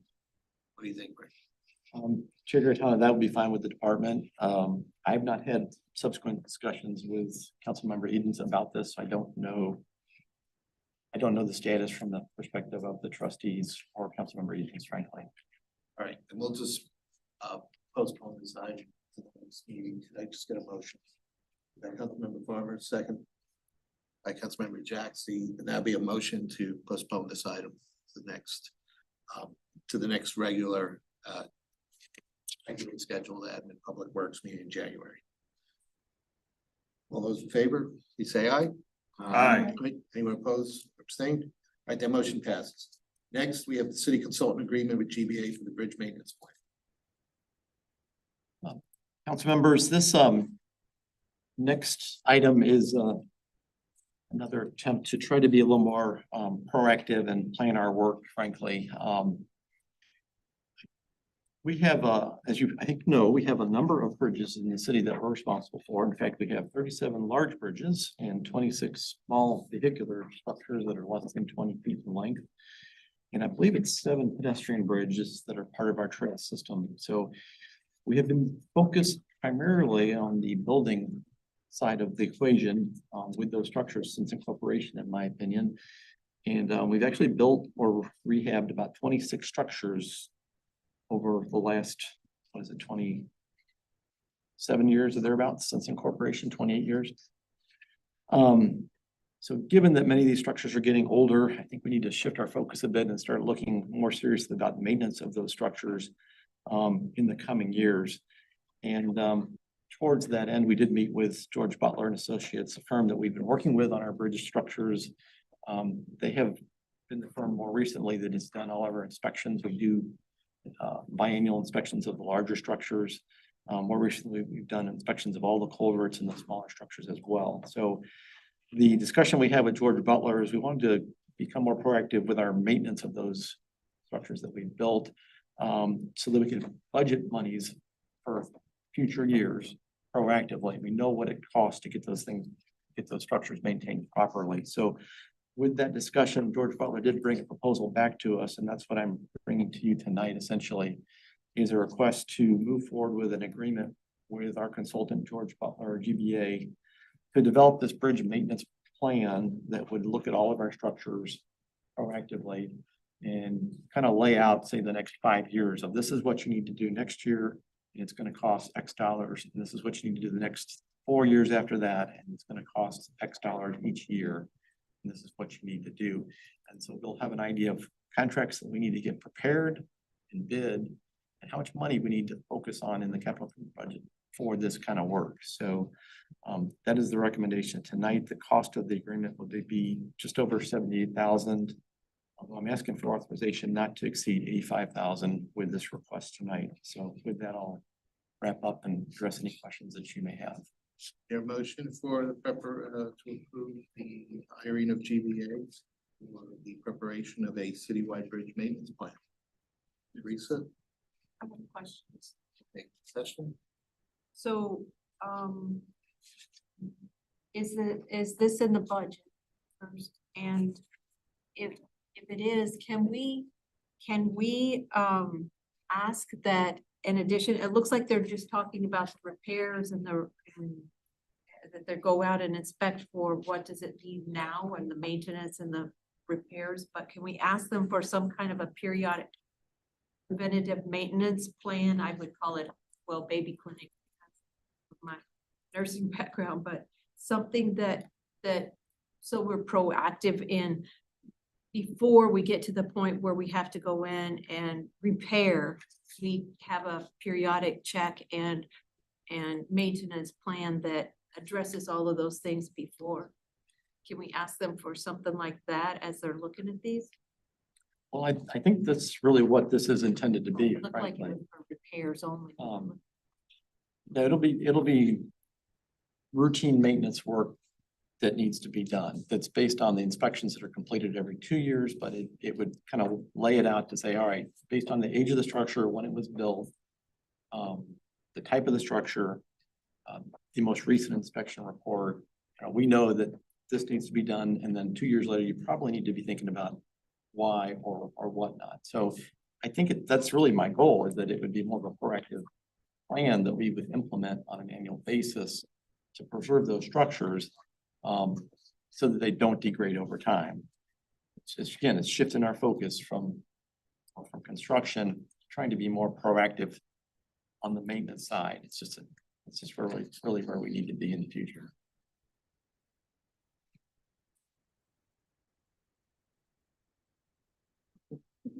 Can I just ask a question? On the task number 6, that's the most expensive portion of it. What is the web app development involved? What is that? Well, we have, one of the things that they've helped us with is trying to basically implement a GIS system, a geographic information system, where you link all of your assets to coordinates, and you can then use your smartphone or a tablet in the field and pull up information on any structure. And we kind of have, that's why I put that link in the memo. They've been doing that for the culverts and the bridges that they've inspected. So we have a lot of that information readily available. It's not on a piece of paper in a file, but you can access it through a smart device. And that link is kind of an example of that. We've got a map that has all the structures in the city of Wildwood, and most of the pertinent information relative to the structures is included in that. So they will expand on that, and that's the way I take that in terms of the project. They would expand on it so that all that information would be available as planned in the future for that structure. So I could tell you rather quickly that bridge 387 or whatever the bridge number, in 3 years we have this identified, and then 5 years we have that identified. That's the way I envision it. Thank you. Teresa. Well, Joe. Oh, can we go, Teresa? Sure. So Rick, just because in another, in a different city that might have a public works department, let's say. Public works department would do this. This is our version of that in a way. I assume. Would they have the expertise on hand to do it? I guess like I'm at, like, this is not just like some guy. This is like not to like, you know, not to disparage anybody doing something, but like, this is a collection of people that are taking a bunch of different things and figuring out a larger scale plan for what we need to get done on our bridges and stuff. Correct. I mean, we work with GBA as a professional engineering firm.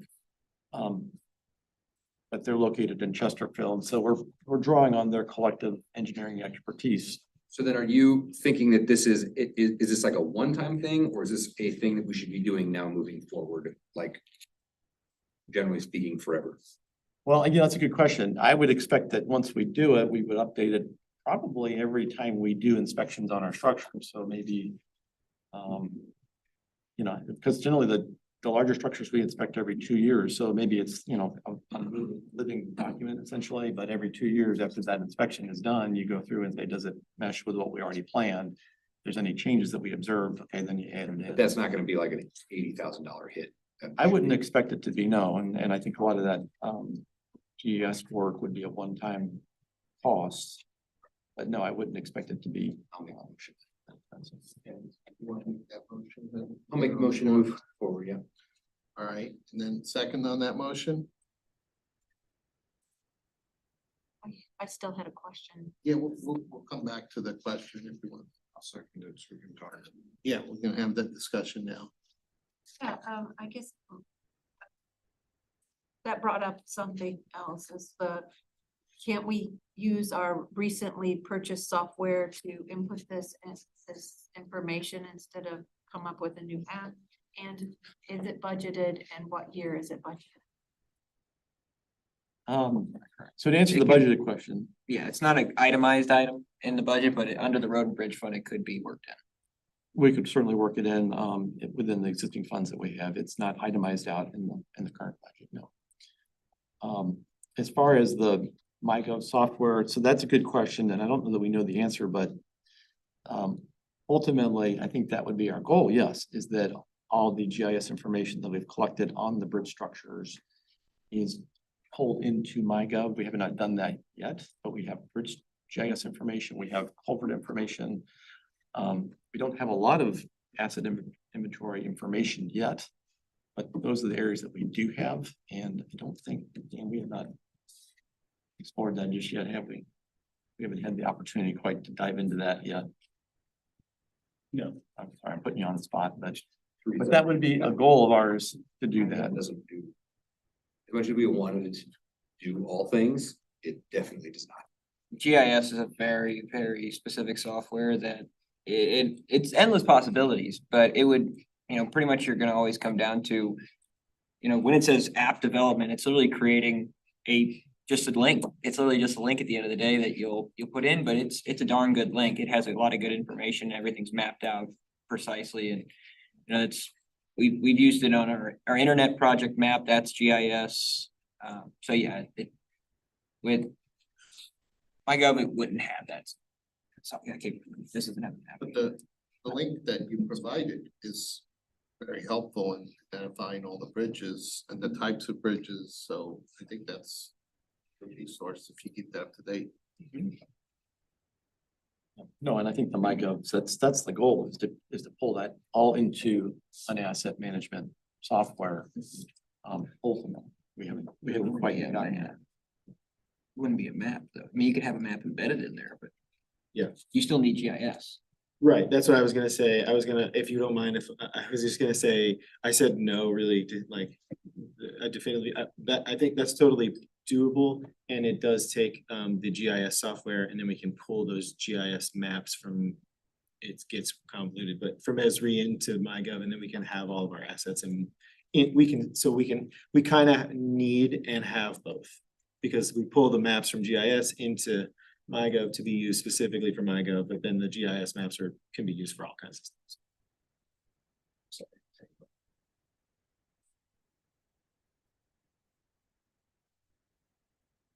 You have a motion on the floor. Any other discussion? Right, all those in favor of the motion, please say aye. Aye. Aye. Anyone opposed or abstain? All right, the motion passes. We're getting there, moving along. Next item here is for the city consultant agreement for the design of the Valley Road Servicing and Improvement Project.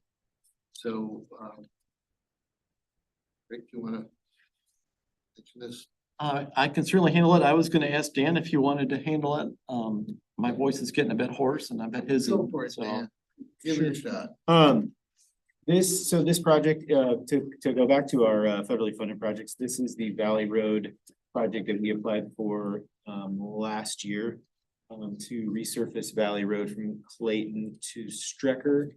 And we're gonna include a couple of pieces of sidewalk, one at Peppermill to connect Peppermill in.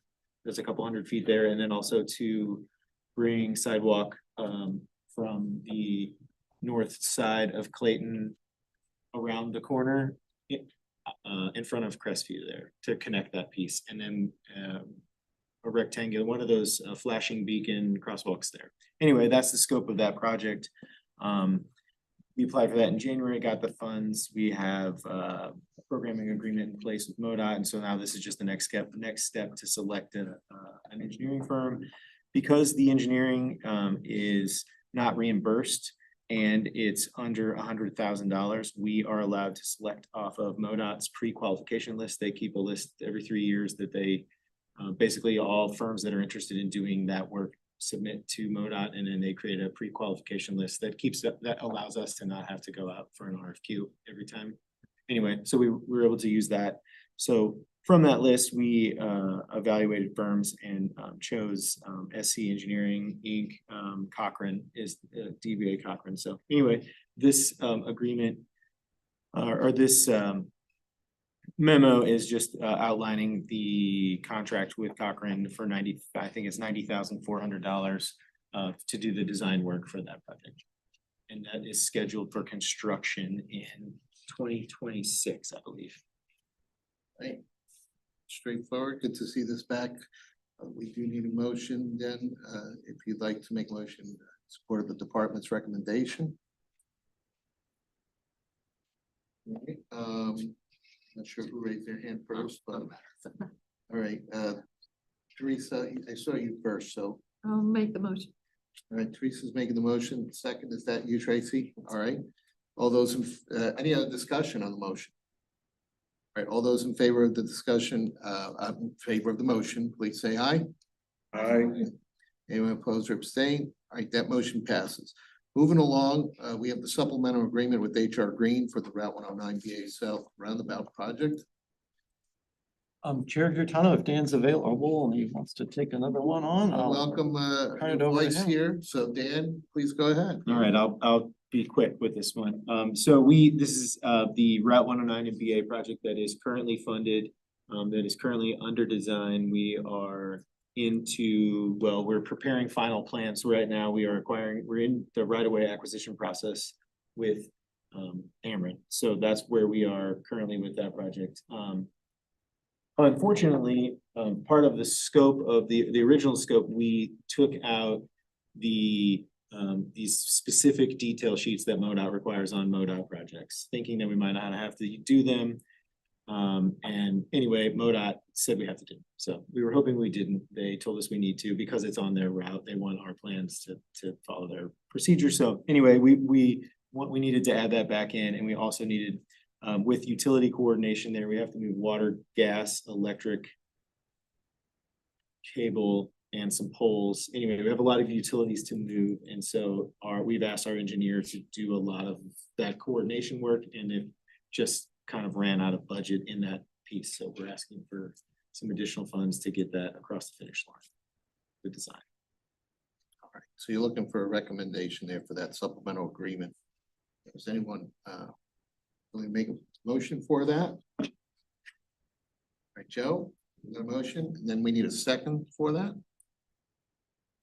All right, that would be Rob. So any discussion on this motion here? All right, seeing none, all those in favor of the motion, please say aye. Aye. Anyone oppose or abstain? All right, that motion passes. That's good. Then we will move on to the next item, number 5, the proposed city contractor agreement for the beautification project. Committee members, this next item, in front of you pertains to, it's kind of twofold. The primary concern was to try to replant and revegetate, existing landscaping, primarily on 109 and also on Route 100. We have areas where we've lost, plants, mainly the low growth sumac plants, that we need to remove and replace. And we felt the best way to do this was to involve Ken Keitel and put a bid together and get contractor bids. So essentially, we put a bid out and open bids just recently, last week, on a project that would do just that, would be replanting the medians of 109 and then the medians of 100, mainly near Taylor Road. There's some planting beds that have exhibited loss of the sumac plants. But we also included something that I wanted to at least present to you for consideration, is the addition of new planting beds. I know this has been in the past debated, but I wanted to bring this to you for consideration. So Ken has over time created quite a few landscape plans for new planting beds on Route 100. We have obviously not incorporated all that is capable of being done, quite frankly. So we wanted to provide an opportunity to do a little more if that's the desire of the committee and ultimately the council. So we've also added in 2 new planting beds on Route 100. And in the memo, they were kind of referred to as Project C and Project D. So this would incorporate 2 new areas, one just immediately east of 109 and one immediately west of 109 in the 100 median area. Actually, each location has 2 planting beds, so there's a total of 4 on 100 that would be new installations to add to what we've already done. So we did look at going further west. And there's been a desire expressed to plant more further to the west. If you recall, more recently, we did some planting beds at Mueller Road and Wild Horse Creek Road. And I think they look reasonably good. But we wanted to add some in that area or further west past 109.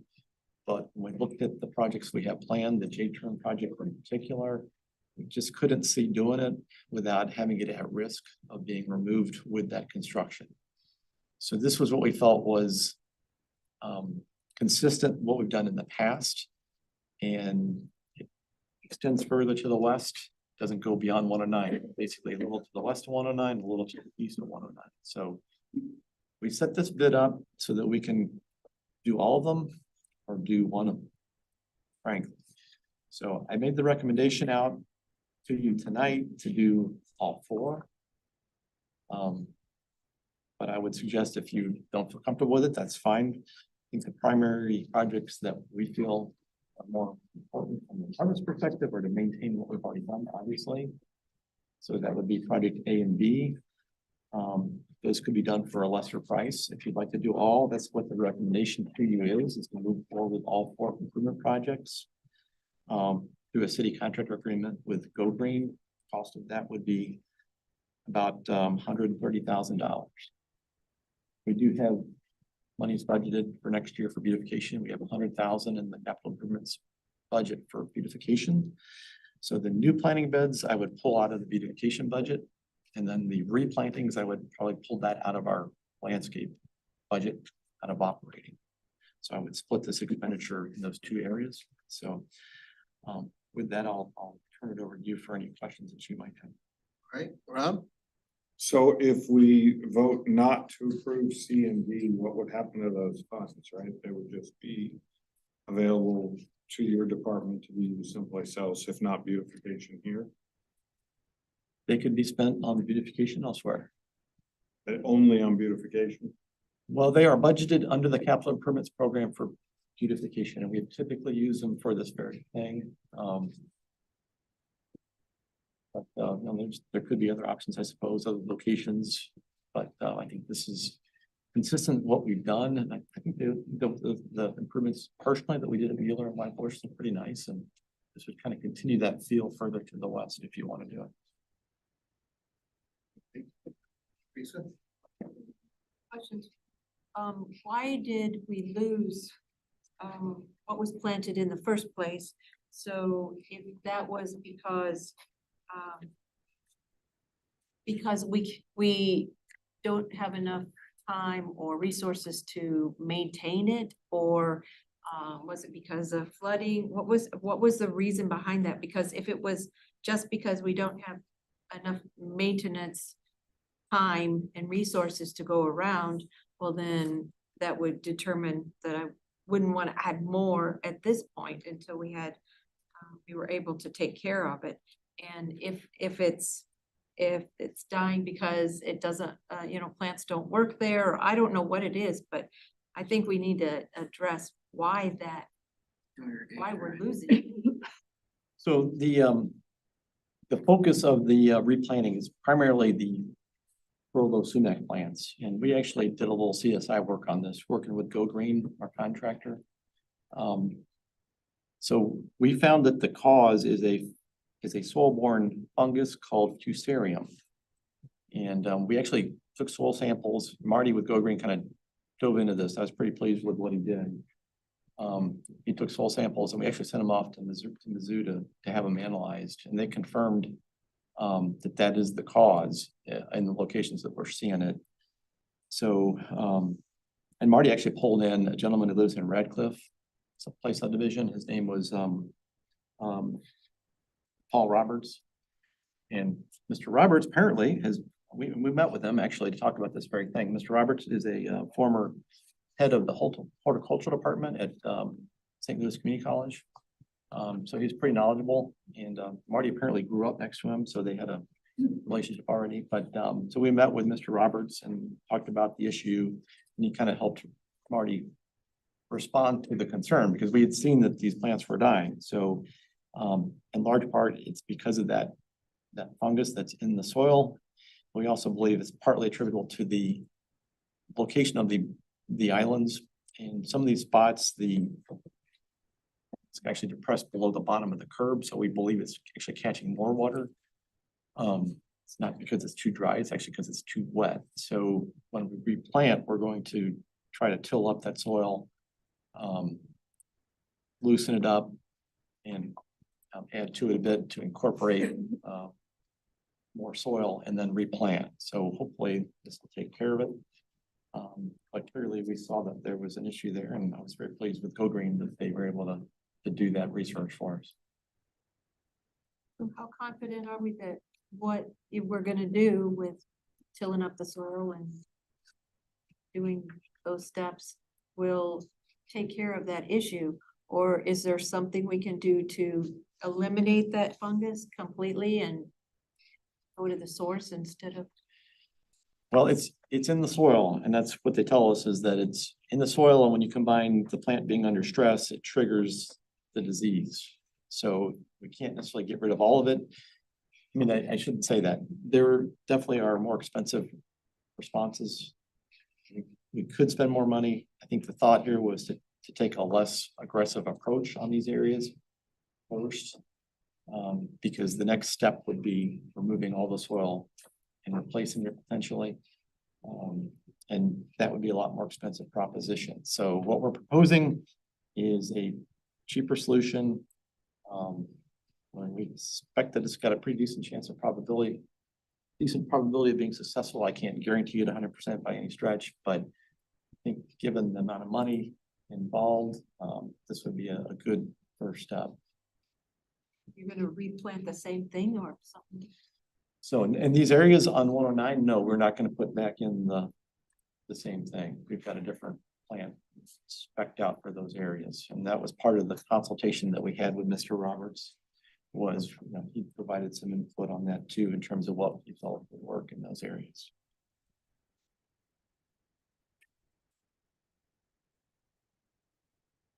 Anyone want to make a motion? Yeah. I mean, I think I'd probably be more comfortable fixing what we've already got in than adding more stuff, because I mean, even like the turn on West Glen Farms when we come in on 100, that's getting pretty rough, and I don't think any of the Sumac stuff's even there. It's like, I don't know if it's from cars driving over or what, but it's getting ugly.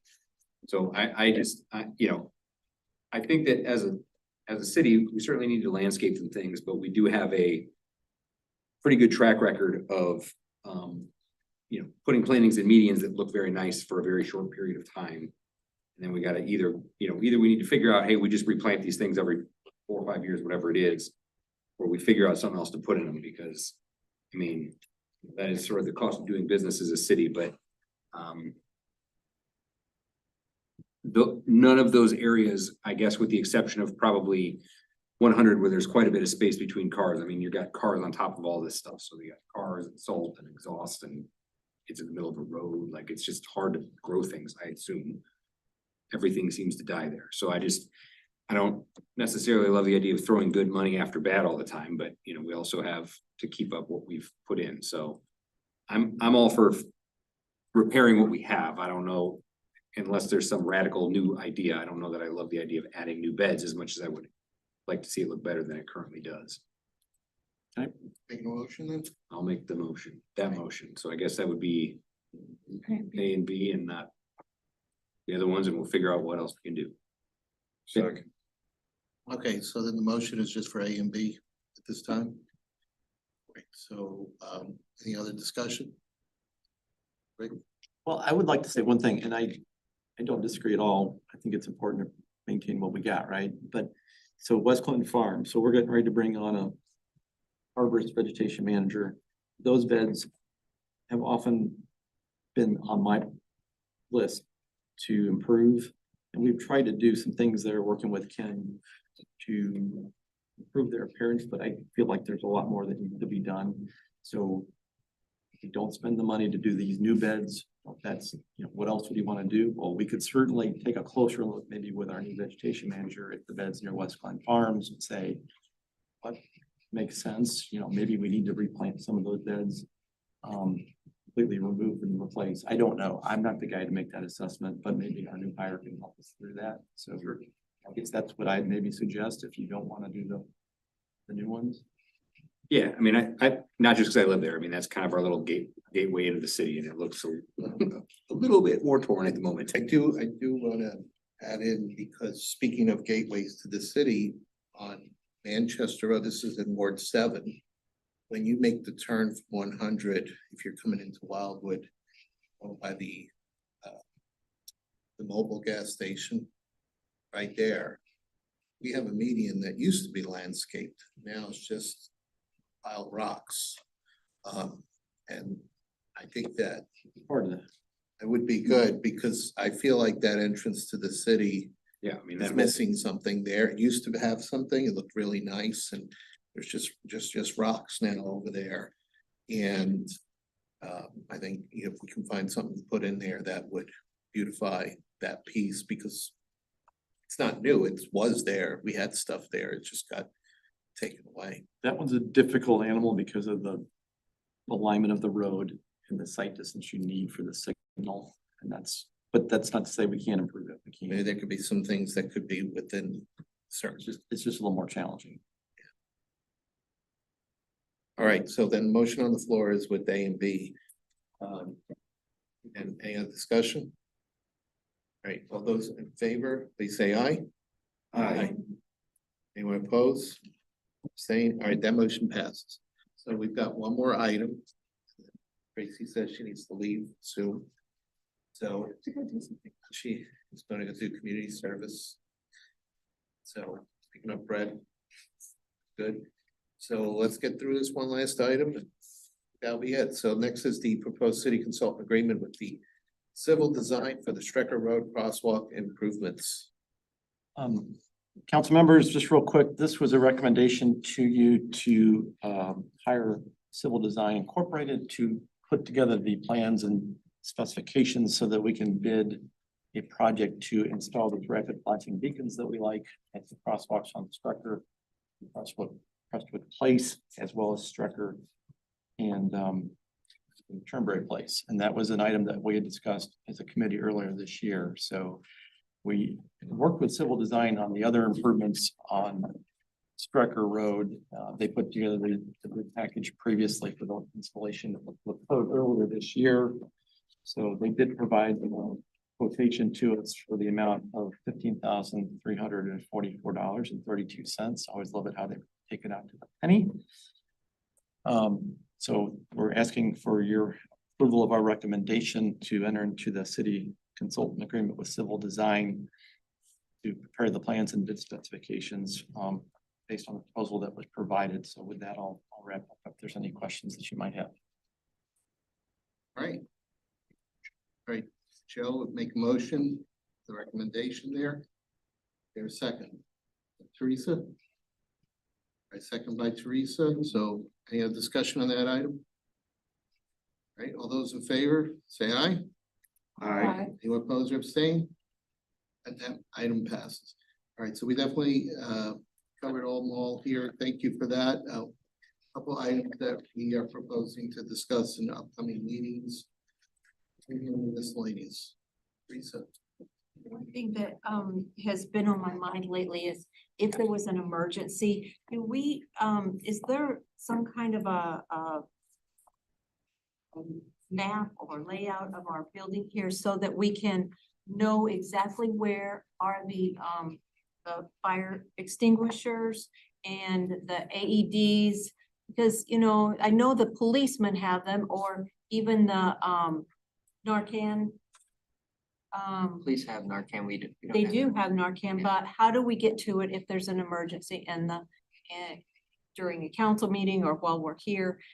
How do we, you know, I just think that we need to know what the protocol is. Do we, because sometimes you can go and ring the doorbell for the police, but there's no one there to come in. Do we have to call the 911 and it go to the county and then back? I just don't know what the protocol is if there was something that happened and we needed to address it. I know we have original drawings of the building that show, you know, certain exit points, things along those lines, but when it comes to having I'm almost thinking, you know, like a grade school map of fire, what happens when a fire happens, maybe having those marked. Do we even have an AED? Yeah, we didn't. We have I an think there's AED one over in the there. elevator. I mean, we could also, they have Narcan at Walgreens, we just, Yeah. we go buy some and we put it in somebody's desk. Yeah, but very well the could. time it takes to get there and back. No, I mean, just go get it and have it like in the chambers or Yeah, whatever. but if you do, you have to, like, every month you have to make sure that it's still check off that you've checked it. I don't know. And I We could think- do that, and as for the Narcan, we could also go pick up some of that and. We'll take the maps we do currently have and we can mark, obviously, we know where our fire extinguishers are, but we can have kind of emergency map with Narcan and fire extinguishers and exits First aid. and first aid, yes, and yeah, so yeah, we can do that. It's not a bad idea. I was in MoDOT training this week and every meeting they start with a safety briefing where the exits are, where the AED is, where everything is. So it's nice. It's not a bad thing to do. Yeah, I think we can incorporate that as part of the training that takes place as well. All right, so that feedback is taken. Thank you for that. Anything else? Right. All right, so, I do. oh, you do. Pat? Yeah, I'm I sorry. thought you. So just real quick, I know you guys had some meetings this week on deer management. And I don't want to hold you back. Can you give me how are you feeling? Are we moving in the right direction? What's your confidence level? I hate the idea that we could have spent $200,000 or that we're spending $200,000 on the contract, and we've got to do our part to make sure it's successful. Yes, so in this case, and I'll speak to it and I'll let Rick add notes to it as well, but we have hundreds of acres dedicated to this project. And you start looking, the problem we have and something that is the biggest issue is the southern portion of the map. Right now, we have 5 common grounds in the southern portion, like literally if you see the disbursement of 3 acre properties, which by law, we have to be. You cannot hunt on anything less than 3 acres, so. In map, the NE1 area map, we have the northern portion and the northeast, northwest portions covered excellently. And we met with Sergeant Winling today and he said there's a good chance, you know, just with the properties we have up in the north, we'll kill 300, but they won't be in the right place.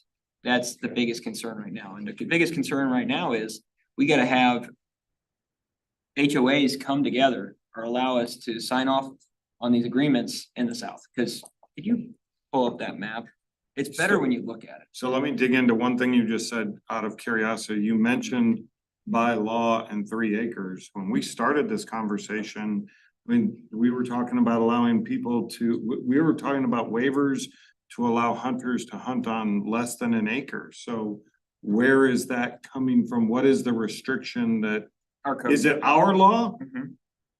Well, that we can change. We can, I mean, that's something that, if it's a city law, that's something that we can work with our city ordinance, right? That is correct. And we do have an exemption for special hunts. So that is good. But that being said, if we were to, you know, we're doing this program and we go in and change the law to benefit our program, that could be A bunch of negative. other issues. Yeah. It's just that's the biggest concern there, but there is this exemption under our hunting regulations that literally spells it out as special hunt. And it says authorized by the Missouri Department of Conservation. So it's when you partner up and we literally have the permit right now. It excludes it in a sense, but the thing is our firearm regulations still apply. And that's where the three acres kicks back in. There is some areas of our code that you could maybe get a little interpretive with. You know, obviously there is an exemption that states that if you're protecting livestock, property, land, etc., you have a right to fire, discharge your weapon on an animal that is infringing on those items. We do that though, there's a good chance some gentleman that is living on 1 acre of land, has a deer in their yard and feels a certain way, they could go out and shoot it and defend it themselves with that same argument that, hey, it was infringing on my property per your code, you guys did it too. We want to make sure that, you know, we are doing it authorized through the Department of Conservation with one of the most reputable companies in the, you know, and not even company, nonprofits in our country to do this very safely and do this very securely. We don't want to give, you know, kind of a, let's do this to other people that might take things in their own hands, and then that could cause safety issues. How are other municipalities dealing with that issue? So Town and Country and DePere, typically they're covering less acreage, which is one thing, but I mean, this is what Ryan had told us is how the biggest way they've gotten properties to get involved is that, you know, you can kind of mix and match if you can get enough people contingently. But word of mouth, they had like some people that called in, they would start with them and then it would just naturally spread. We've done that, and we've sent out 3 letters. We've done a lot to target the approach to the NE1 area, and we've got a lot of acreage. I mean, the Boy Scouts of America are allowing us to hunt up in the northern section. And it's 150 acres of good land that they're gonna be able to access. And there's, you know, just overall, there's a lot of land. But I'm having trouble figuring out on the southern portion, and Councilor Farr, I know you've seen the map and the disbursement. It's almost like you'd need every single one of them. And we have a city piece of land down there. Ryan with White Buffalo came out and visited last week with a lot of different property owners. He went and visited that site specifically. It's 3 acres, but it's stretched out thin along the Taylor Road along Highway 100. Not perfect, but it does have some length and it's over 3 acres, so legally it could be done. They discounted it almost immediately after visiting. It's because you got to have the wind in the proper direction. There's a lot of factors that I guess, you know, we don't know for sure of, but I would say right now in the northern section of any one map where there are properties available for this type of hunt, I think we're doing great. Dispersing it to the south is where I have issue. I think, Rob, I was part of some of these conversations, so I would say, I don't know that we need to worry about changing our ordinances or anything like that at the moment. I think we're very fine there. The biggest issue is in the tighter spaces, which I'm part of one. It's not just a matter of, the biggest issue is there are only so many spots that could even work, period. And then they need to actually, like physically they're big enough, but then they don't actually have the other components. So like the ideal situation is, you know, like for instance, my subdivision, if we were to grant access to every one of our common areas, of which I think there are 4 that qualify in terms of space, only one might actually be a viable space. So we're just kind of running up against a situation where, we need to get access to as many opportunities as possible and then let the professionals figure out where the best places to go with those are. And I did want to show, just so you have some background on it too, I wanted to show you this map to kind of see, I think it's easier when you can visualize it of what the specific issue. We've had a lot of success in the north, really have. I mean, we've got like, when it comes to 3-acre property size owners, we have like 25 individuals that have said, hey, we can do it. And some of them are over 100 acres they're letting us use. The problem falls, and this is dark brown is highlighted in, Do you want Dan to put it on the If you screen? can. yeah, Dan, would you mind? It's, if you go to our deer management page, you go to deer Public management. Works and your. Click on- Ward 4. Yeah, so this is the issue, so. We have to have coverage down here, we're good. Up here, Mhm. you see these big lots, we've got this one and we've got this one and we've got this one. These 3, so we're really doing well here. We've got a lot on the Shepherd Road. we've got a lot on Shepherd. And so, and I'm guessing you're already like knee deep in this. How can the council help Wendling, help you? What can we do? I just want to help to make it successful. If there's something we can do, I want to make sure that we're doing whatever we can. And no, it's not my ward and. Yeah. But it's gonna be my ward at some point. I think the only grace there is everything in my area is 3 acres, so we should be able to pick spots more easily, but. Yeah, I think there are conversations that are ongoing. There's conversations that need to be had to secure some additional spots in wards 4 and 5 and a little bit up in 2, basically.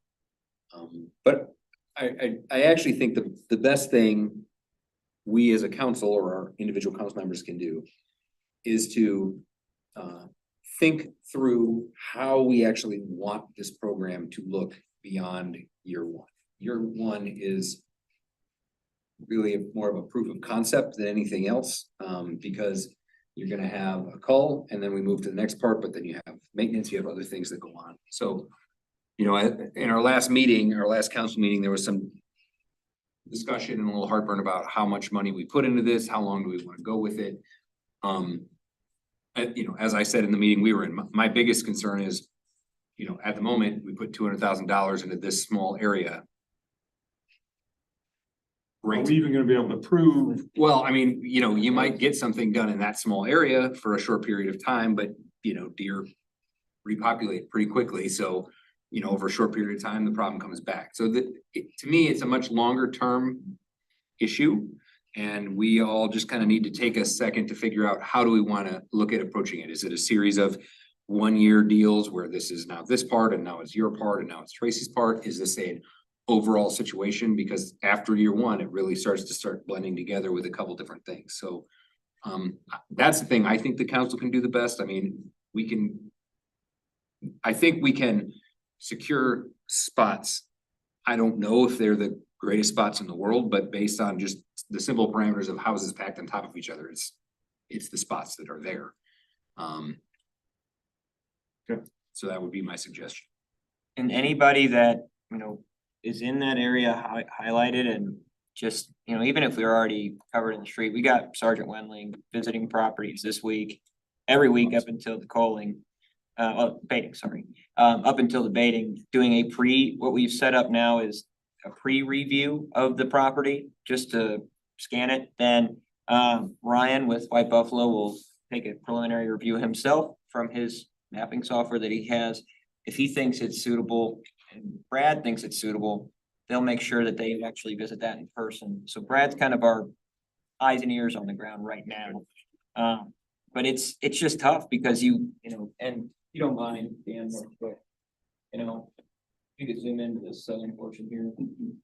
You actually break it out. Some of these are schools. You got Green Pines up here. This is West Glen, which, the only ones I've discussed before, this would be the only one that could potentially be suitable. Everything else is literally right in the middle of the subdivision. You got Evergreen Forest here, This is that strip of land that they looked at that's owned by the city that they just said, heck no, can't do it. This was owned by St. Luke's, was sold, so that one actually would have been a decent property, but came out right of our hands, and then go to this property, that's apartment complex. Just can't do it. So you got a lot of density here that,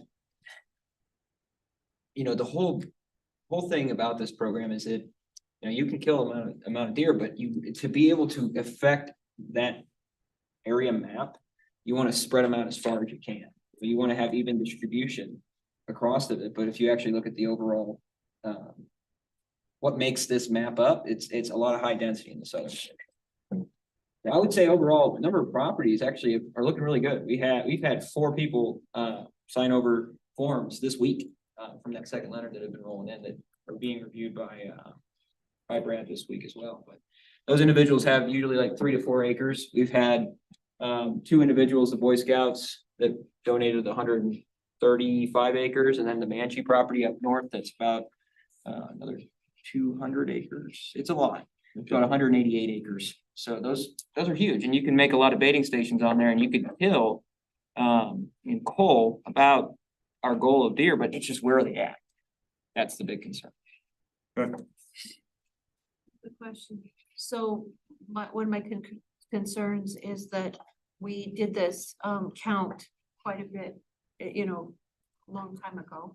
And now the deer population, just from looking out my back window, I know that it's overpopulated. Every day I have herds and are deer herds. And so how do we know? We're talking about using this as you know, our test to see if we can cull it down to the certain percentage, but we don't really know where we're at right now. So How are we gonna going to measure? use that and say, well, now we still have all these deer, so it didn't work?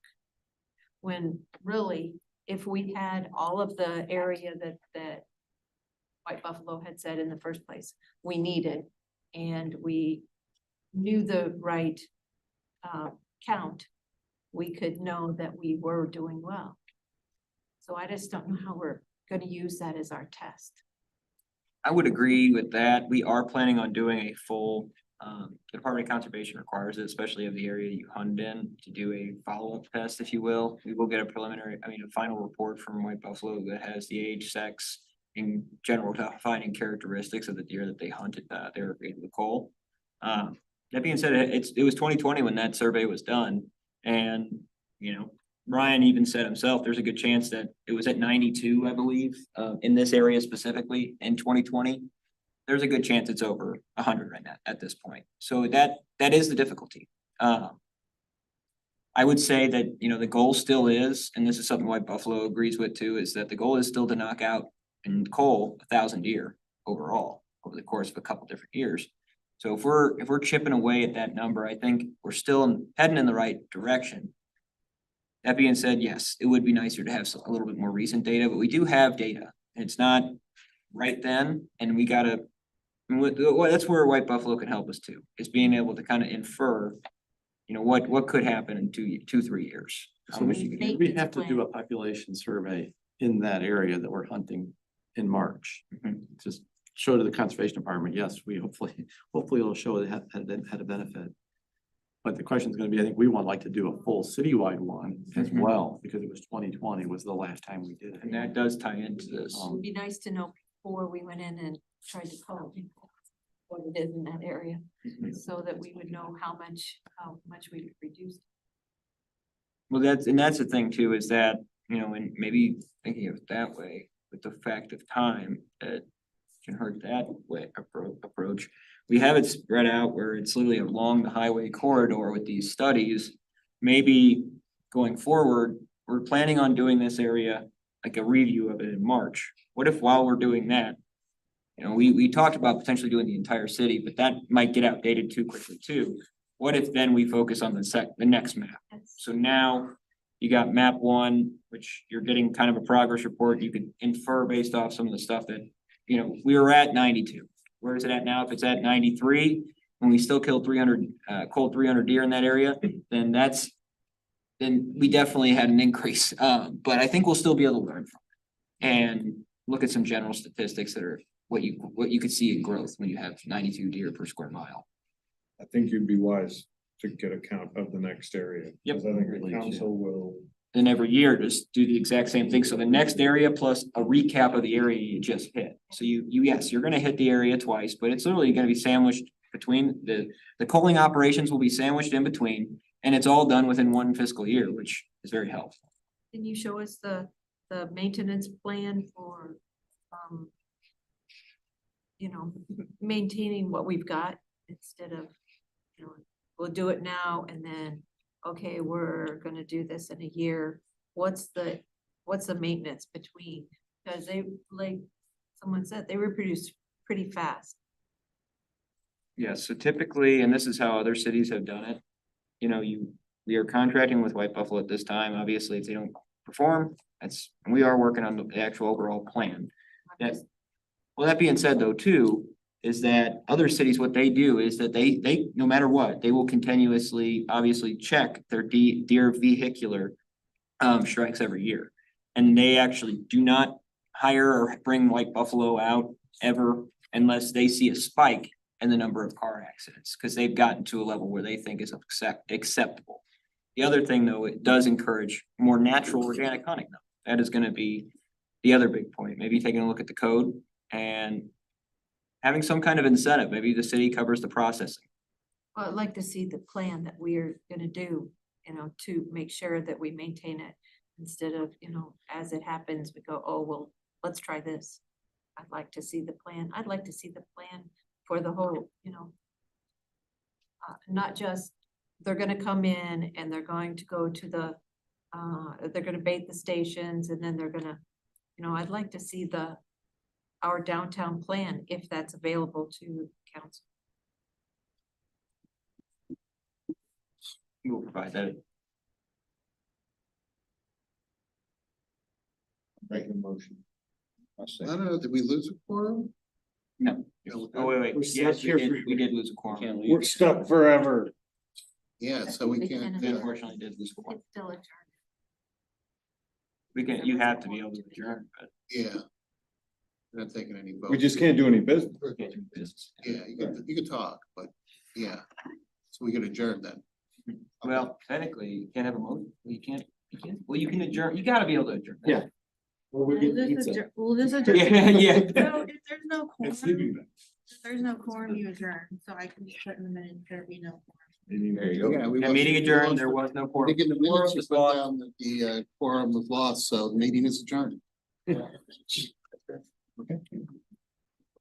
When you put down, when the. Oh, God.